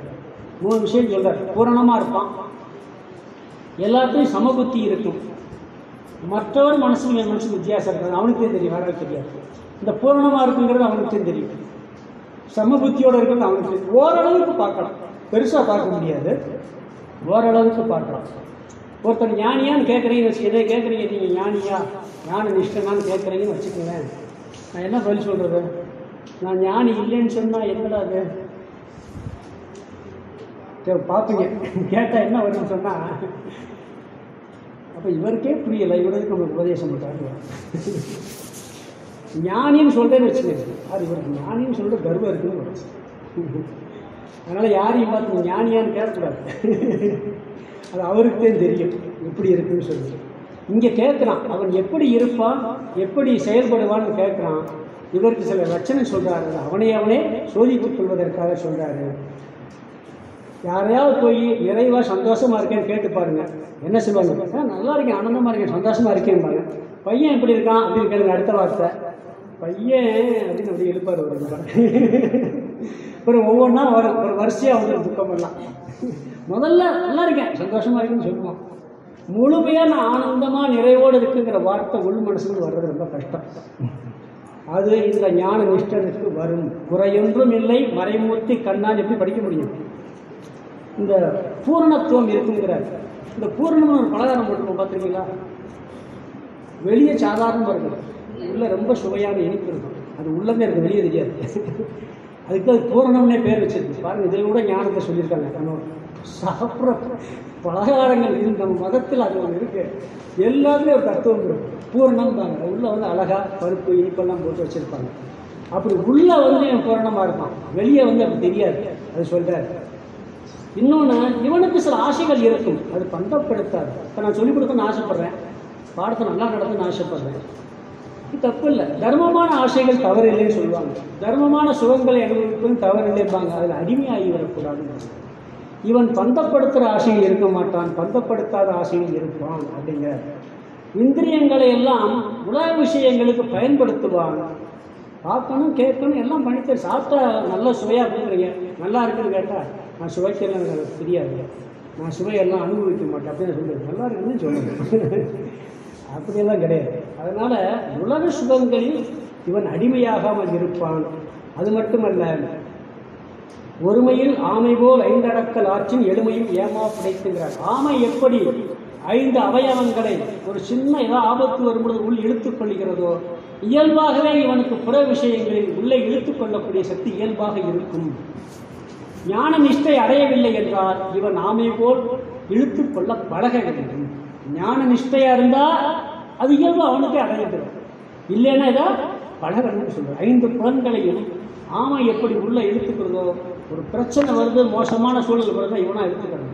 ஞானிக்கு அதுவும் உள்ள போயிடும் அப்படிங்கிறார். ஆமை உதாரணம் சொல்லி இங்கே சொல்லியிருக்கிறாரு. பிறகு இந்த ஆசைகளை கட்டுப்படுத்துவதிலும் விரதங்கள் இருப்பதிலும் கவனமாக இருக்க வேண்டும். ரொம்ப விரதம் காப்பி புலன்களை அடக்கிறதுன்னு இருந்துட்டு உடம்பு கெடுத்துக்கக்கூடாது. எந்த விரதமும் உடலையும் உள்ளத்தையும் பண்படுத்துவதாகத்தான் இருக்கணுமே ஒழிய உடல் ஆரோக்கியத்தை கெடுக்கிறதா விரதம் இருக்கிறார். சில பேரை பார்த்து 10 வருஷம் மௌன விரதம் இருக்கிறார். பேச ஆரம்பிச்சார், கேட்க முடியல, நான் ஸ்டாப். எதுக்கு? அது தேவையே இல்லை. புத்தர் காட்டில் போய் விரதம் இருக்கிற பொழுது ஒன்றுமே சாப்பிடாமல் எலும்பு ஆயிட்டாராம். அவரால் ஜபம் பண்ண முடியல, தியானம் பண்ண முடியலை. உடனே ஒரு ஆடு மேய்க்கிற பையன் பாட்டு படிச்சு போனாங்க. வீணையினுடைய நரம்பு இருக்கு பார்த்தீங்களா, அந்த பாட்டில் அர்த்தம் நரம்பை இழுத்து ரொம்ப ஓவராக டைட் பண்ணால் அத்து போயிடும். லூஸாக இருந்தால் சவப்பு வராது, அளவோடு இருக்கணும். அது மாதிரி உண்ணும் உணவில், தூங்குறதுல, செயல்படுறதுல எல்லாம் ஒரு லிமிட்டோட போகிறது. அதுதான் தவம்ங்கிறது. அப்படி நம்ம இந்த வாழ்க்கையை வைத்துக் கொள்ள வேண்டும்ங்கிறது. பிறகு தவம் பண்ணி இந்த புலன்கள்லாம் அடக்கி ஞானம் அதுலேயும் கருத்து வரும். அதுவும் வரக்கூடாது. நான் இதெல்லாம் விட்டேன், அதை விட்டேன், நான் இது சாப்பிட்றதே இல்லை, மாமிசம் சாப்பிட்றதே இல்லை, நான் சுவை குடிக்கிறதே இல்லை, நான் அது பண்ணுற சிலர் பெருமையாக அடிச்சிருக்காங்க. காக்கை எச்சி மேலே பட்டிருக்கு, அதை கழுவி சுத்தம் பண்ணிடுறான். நான் காக்கை எச்சில் தூக்கி போட்டேன், பெருமையாக சொல்லுவான். அது மாதிரி கெட்ட விஷயங்களை விட்டு பெருமையாக சொல்ல வேண்டிய அவசியம் இல்லை. அந்த ஆணவம் இல்லாமல் இவன் அனைத்தையும் விட்டு இவன் கட்டுப்பாட்டோடு இருப்பான் அப்படிங்கிறார். பிறகு மற்றவங்களுக்கு இவனுக்கு ஒரு வித்தியாசம் இருக்கு. எப்படின்னு சொன்னால், மற்ற எல்லாருக்கும் உலக விஷயங்களும் ஆர்வம் ஜாஸ்தியாக இருக்கு. அதெல்லாம் பகல் போல இருக்கு. உலக விவகாரங்கள்லாம் அஞ்ஞானிக்கு அதெல்லாம் இருள் மாதிரி தெரியுங்கிறார். இவனுக்கு இரவு மாதிரி தெரியுங்கிறார் ஞானிக்கு. அஞ்ஞானிகளுக்கு உலக விவகாரத்தில் இருக்க எந்த விஷயமெல்லாம் பகல் போல் அப்படியே பெருசாக தெரியுதோ அது இவனுக்கு இருள். இவனுக்கு தத்துவ விஷயங்கள், ஞான விஷயங்கள் வெட்ட வெளிச்சமாக பகல் போல இருக்கும். ஆனால் மற்றவங்களுக்கு அது இருள் போல இருக்கும். இவன் அனைத்திலும் சமபாவனையுடன் இருப்பான் அப்படிங்கிறார். என்ன வந்தாலும் சமபாவனை இருக்கும் அப்படிங்கிறார். ஆள் மனசில் இவனுக்கு துக்கமே இருக்காது. கடலில் நதிகள் எல்லாம் போய் சேருது. நதி கூடுறதுக்குள்ள குறையிறது. கடல் எல்லா நதியும் போய் சேருது இல்லை, சேரலைன்னா கடல் வற்றி போகுமா? அது எப்பயும் போலவே இருக்கு, அது வாட்டுக்கு இருக்கு. அது மாதிரி இவனுக்கு எது உள்ளே வந்தாலும் சரி, வராட்டாலும் சரி, எப்பொழுதும் மன அமைதியுடன் நிறைவுடன் இருப்பான் அப்படின்னு சொல்றாரு. ஞானிகளுடைய லட்சணத்தை சொல்லணும். 2 விஷயம் சொல்றதுக்கு. ஒரு கப்பல் வியாபாரி உதாரணம். ஒரு பெரிய கப்பல் வியாபாரி தன்னுடைய சொத்தெல்லாம் போட்டு பெரிய வியாபாரி கப்பல் அனுப்பிச்சு விடுறாரு. அது போய்கிட்டு இருக்காரு. வந்தால் அதுக்கு அதை போல் பல மடங்கு லாபம் கிடைக்கும். ஒரு மீட்டிங்கில் உட்காந்துருக்காரு. மீட்டிங்கில் உட்காந்துருக்கும் பொழுது அந்த பிஏ வெளியேருந்து வர்றாரு. என்ன பண்ணுற கால் ஏதோ சொல்கிறார். இப்படியே அமைதியாக இருந்து அந்த இறைவனுக்கு நன்றிங்கிறார். பிறகு ஒரு 2 மணி நேரம் மீட்டிங் கண்டினியூ ஆகிக்கிட்டே இருக்கு. முடிஞ்சவனு திருப்பி சொல்கிறார் தேவப்பால். அவன் மீண்டும் என்ன சொல்கிறார், அந்த கடவுளுக்கு நன்றிங்கிறார். என்னாச்சுன்னா, முதல்ல சொல்லும் பொழுது நம்ம எவ்வளவோ பிஸ்னஸ்க்கு எல்லாத்தையும் இன்வெஸ்ட் பண்ணியாச்சு, புயலில் மாட்டிக்கிச்சாங்க, கப்பல் கவுந்தரும்னு சொல்கிறாங்க. அதனால் போச்சுன்னு நம்ம நடுத்தருவிட்ட வரணும், வழி கிடையாது. போனால் அதை சொல்கிறான். மனசை பார்க்குறது நம்ம கையிலே இருக்குது, எல்லாம் கடவுள் கையில் இருக்குது. மனசு அமைதியாக இருக்கான்னு பார்க்குறான், அமைதியாக இருக்கேன். இந்த சூழலில் என் மனசு அமைதியாக வச்சிருக்கியே, அந்த கடவுளுக்கு நன்றி நான். பிறகு திருப்பி தப்பிச்சு வந்துருச்சு, புயல் நின்று போச்சுன்னாங்க 2 மணி நேரம் கழிச்சு. அதுலேயும் மனசு சந்தோஷப்படலை, அமைதியாக இருந்தாங்க. அந்த இப்பயும் என் மனசை அமைதியாக வச்சிருக்கேன், அந்த அவனுக்கு நன்றின்னு சொல்லி முடிச்சாங்க. இப்படி இரண்டிலும் சமநிலையுடன் இந்த ஞானி இருப்பான் அப்படிங்கிறது. நாம் பொதுவாக பார்த்தீங்கன்னா வெளி விஷயங்களில் துக்கம் சோகம் எல்லாம் இருக்கத்தையும் செய்யும். அதெல்லாம் நம்ம மேலோட்டமான சோகம் ஒரு பெரிய விஷயங்கள் அப்படி தான் இருக்கணும். இன்பமோ துன்பமோ ஆள் மனசுல இருக்கக்கூடாது. இதற்கு வெளியூர் உதாரணம் சொல்லி முடிக்கிறேன். அதாவது நாம் ஒரு வாரம் விரதம் இருக்கிறோம். இந்த கந்த சஷ்டி விரதமே இருக்கோம். ஒரு வாரம் விரதம் இருக்காங்க. 5 நாள் இருந்தாச்சு. 6ஆவது நாள் போகிறோம். விரதம் இருக்கும். ஒரு வீட்டில் கூப்பிட்றாங்க, ஏதோ விசேஷத்துக்கு போக வேண்டிய கட்டாயம் போக வேண்டியிருக்கு. நம்மளுக்கு இன்னைக்கு வர்றாருன்னு சொல்லி நம்மளுக்கு ரொம்ப பிடிச்ச உணவெல்லாம் அங்கே பண்ணி வச்சிடறாங்க. நம்ம விரதம் இருக்கிறது தெரியாது. ரொம்ப டேஸ்டானது, நான் அபூர்வமாக சாப்பிட்றது ஏதோ அதெல்லாம் அங்கே பண்ணி வச்சிடுறாங்க. அவங்க என்ன சொல்கிறாங்க, போன உடனே நான் விரதம்னு சொல்கிறாரு. அவர் கேட்கல. என்னங்க எனக்கு ஒரு நாளைக்கு தானே, சேனல் இருந்து தெரியல, பாருங்கள் இதெல்லாம் நான் உங்களுக்காக ஸ்பெஷலாக பண்ணணும் அப்படின்னு சொல்லி இவருக்கு ஒரு ஆசை. சரி பரவாயில்ல, இது கிடைக்காது இன்னைக்கு பண்ணி வச்சுருக்காங்க, நமக்கு ரொம்ப பிடிக்கும் அப்படின்னு என்ன பண்ணிடுறாரு, சாப்பிட்றாரு. சந்தோஷமாக சாப்பிட்றாரு, ரொம்ப ரசித்து சாப்பிட்றாரு, ரொம்ப சந்தோஷமாக இருக்கப்ப வீட்டுக்கு ஒரு நாள் விட்டுட்டமே இருக்கு. அது அடுத்த வருஷம் கந்த சஷ்டி வரைக்கும் துக்கத்தை கொடுக்குது. இந்த ஒரு நேரம் அப்போ சந்தோஷம், ஆனால் ஆள் மனசில் இப்படித்தான் மற்றவர்கள் வெளியே சந்தோஷமாக இருக்கு, காரு பங்களாட்டு, ஆள் மனசுக்குள்ள ஏதோ ஒரு உறுத்தல் இருந்துக்கிட்டே இருக்கு. ஞானிக்கு எப்படி இருக்குன்னு சொல்கிறாங்கன்னு சொன்னால், இதுக்கு ஒரு உதாரணம் சொல்கிறாங்க. ஒரு திருமண வீடு, ஒரே ஒரு பெண், ஒரே பொண்ணு தான் அவருக்கு, பொண்ணு அப்பா அம்மாவுக்கு நல்ல வசதி இருக்குது, செல்லமாக வளர்த்துருக்காரு, நல்ல அறிவோடு வளர்த்தாச்சு, நல்லா படிக்க வச்சாச்சு, அருமையான மாப்பிள்ளை கிடைச்சி, வசதியுள்ள பண்புள்ள நல்ல குடும்பத்தில் ஒரு மாப்பிள்ளை கிடைச்சி. அப்போ அவங்க பெற்றோர்களும் நல்லவங்க, வசதியும் இருக்குது, நல்ல வேலையில் இருக்கிறாரு. அப்போ திருமணம் முடிச்சு கொடுக்குறாரு. முடிச்சுட்டு அது என்ன பண்ணுது, கிளம்பி போகுது. அதுவும் அழுகுது, இவரும் அழுகுது. யார், அப்பா அம்மா 2 பேரும் அழுகுறாங்க. உண்மையிலே துக்கமா, உண்மையிலே துக்கமா, அது அப்படியே தேங்கி தேங்கி அழுகுறாங்க. அது வெளியே துக்கம், ஆள் மனசில் நல்ல இடத்துக்கு நம்ம கொண்டு போகுது அப்படிங்கிற ஆள் மனசில் ஆனந்தம். இப்படித்தான் இருப்பான் அந்த ஞானி. வெளியே உலக விவகாரங்கள் இருக்கும்போது எல்லாரையும் மாதிரி இருப்பான். ஆள் மனசில் ஒரு பூரணத்துவம், ஒரு அமைதி, ஒரு ஆனந்தம் இருக்கும். இது ஞான பலன். அவன் மீண்டும் இறந்தால் அவன் மீண்டும் பிறப்பதில்லை. இது விதேக முக்தி அப்படிங்கிறாங்க. யான் எனது என்னும் செருக்கு அறுப்பான், வானோருக்கும் உயர்ந்த உலகம் புகுங்கிறார். நான் என்னுடையது, நான் அந்த உடம்பு நினச்சிக்கிட்டு தத்துவம் புரியாமல் இருந்துக்கிட்டு இருந்தோம்னு சொன்னால், இதெல்லாம் விட்டுட்டு புரிஞ்சிட்டு போனால் சொர்க்கலோகத்தோட மேலான அந்த இறைநிலையை நாம் அடைவோங்கிறார். அது மட்டும் ஞானத்தின் பிறகு வள்ளுவர் இன்னொரு சொல்றார், ஓர்த்துள்ளம் உள்ளது உணரின் ஒருதலையா பேர்த்துள்ள வேண்டா பிறப்பு. நன்றாக ஆராய்ந்து உண்மையை உணர்ந்தவர்களுக்கு நிச்சயமாக பிறப்பு இல்லைங்கிறார் வள்ளுவர். தத்துவத்தை உணர்ந்தவர்களுக்கு பிறப்பு இல்லைங்கிறார். கற்று ஈண்டு மெய்ப்பொருள் கண்டார் தலைப்படுவார் மற்றின்று வாழா நெய்கிறார். நல்லா இந்த தத்துவத்தை புரிஞ்சு மெய்ப்பொருள் கண்டவர்கள் மீண்டும் மீண்டும் பிறப்பது இல்லை அப்படின்னு சொல்லி வள்ளுவரே இப்படிப்பட்ட மனநிலை உள்ளவனுக்கு மீண்டும் பிறப்பு இல்லைங்கிறார். இந்த அத்தியாயத்தின் நிறைவில் இந்த ஞானத்தை பெற்று இப்படி வாழ்பவன் இறந்தால் மீண்டும் பிறப்பதில்லை என்று முடிக்கின்றார்.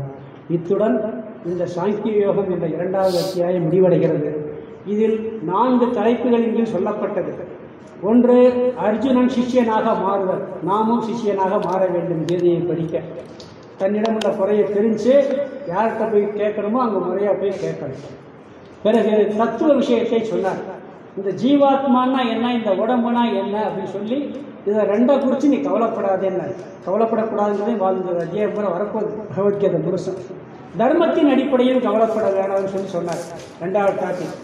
3வது டாபிக் கர்ம யோகம்னா என்ன, நாம் செய்கின்ற செயலை எப்படி செய்ய வேண்டும், எந்த பாவனையுடன் செய்ய வேண்டும், பலன் வரும்போது எப்படி இருக்க வேண்டும் என்று சொல்லி முடித்தார். 4வதாக ஞானி எப்படி இருப்பான், ஞானத்தின் பலன் என்ன, இந்த உலகத்தில் பூரணமாக சமத்துவத்தோடு நிறைவோடு இருப்பான், இறந்த பிறகு மீண்டும் பிறக்க மாட்டான் என்று இந்த 2வது அத்தியாயத்தை நிறைவு செய்கின்றார்.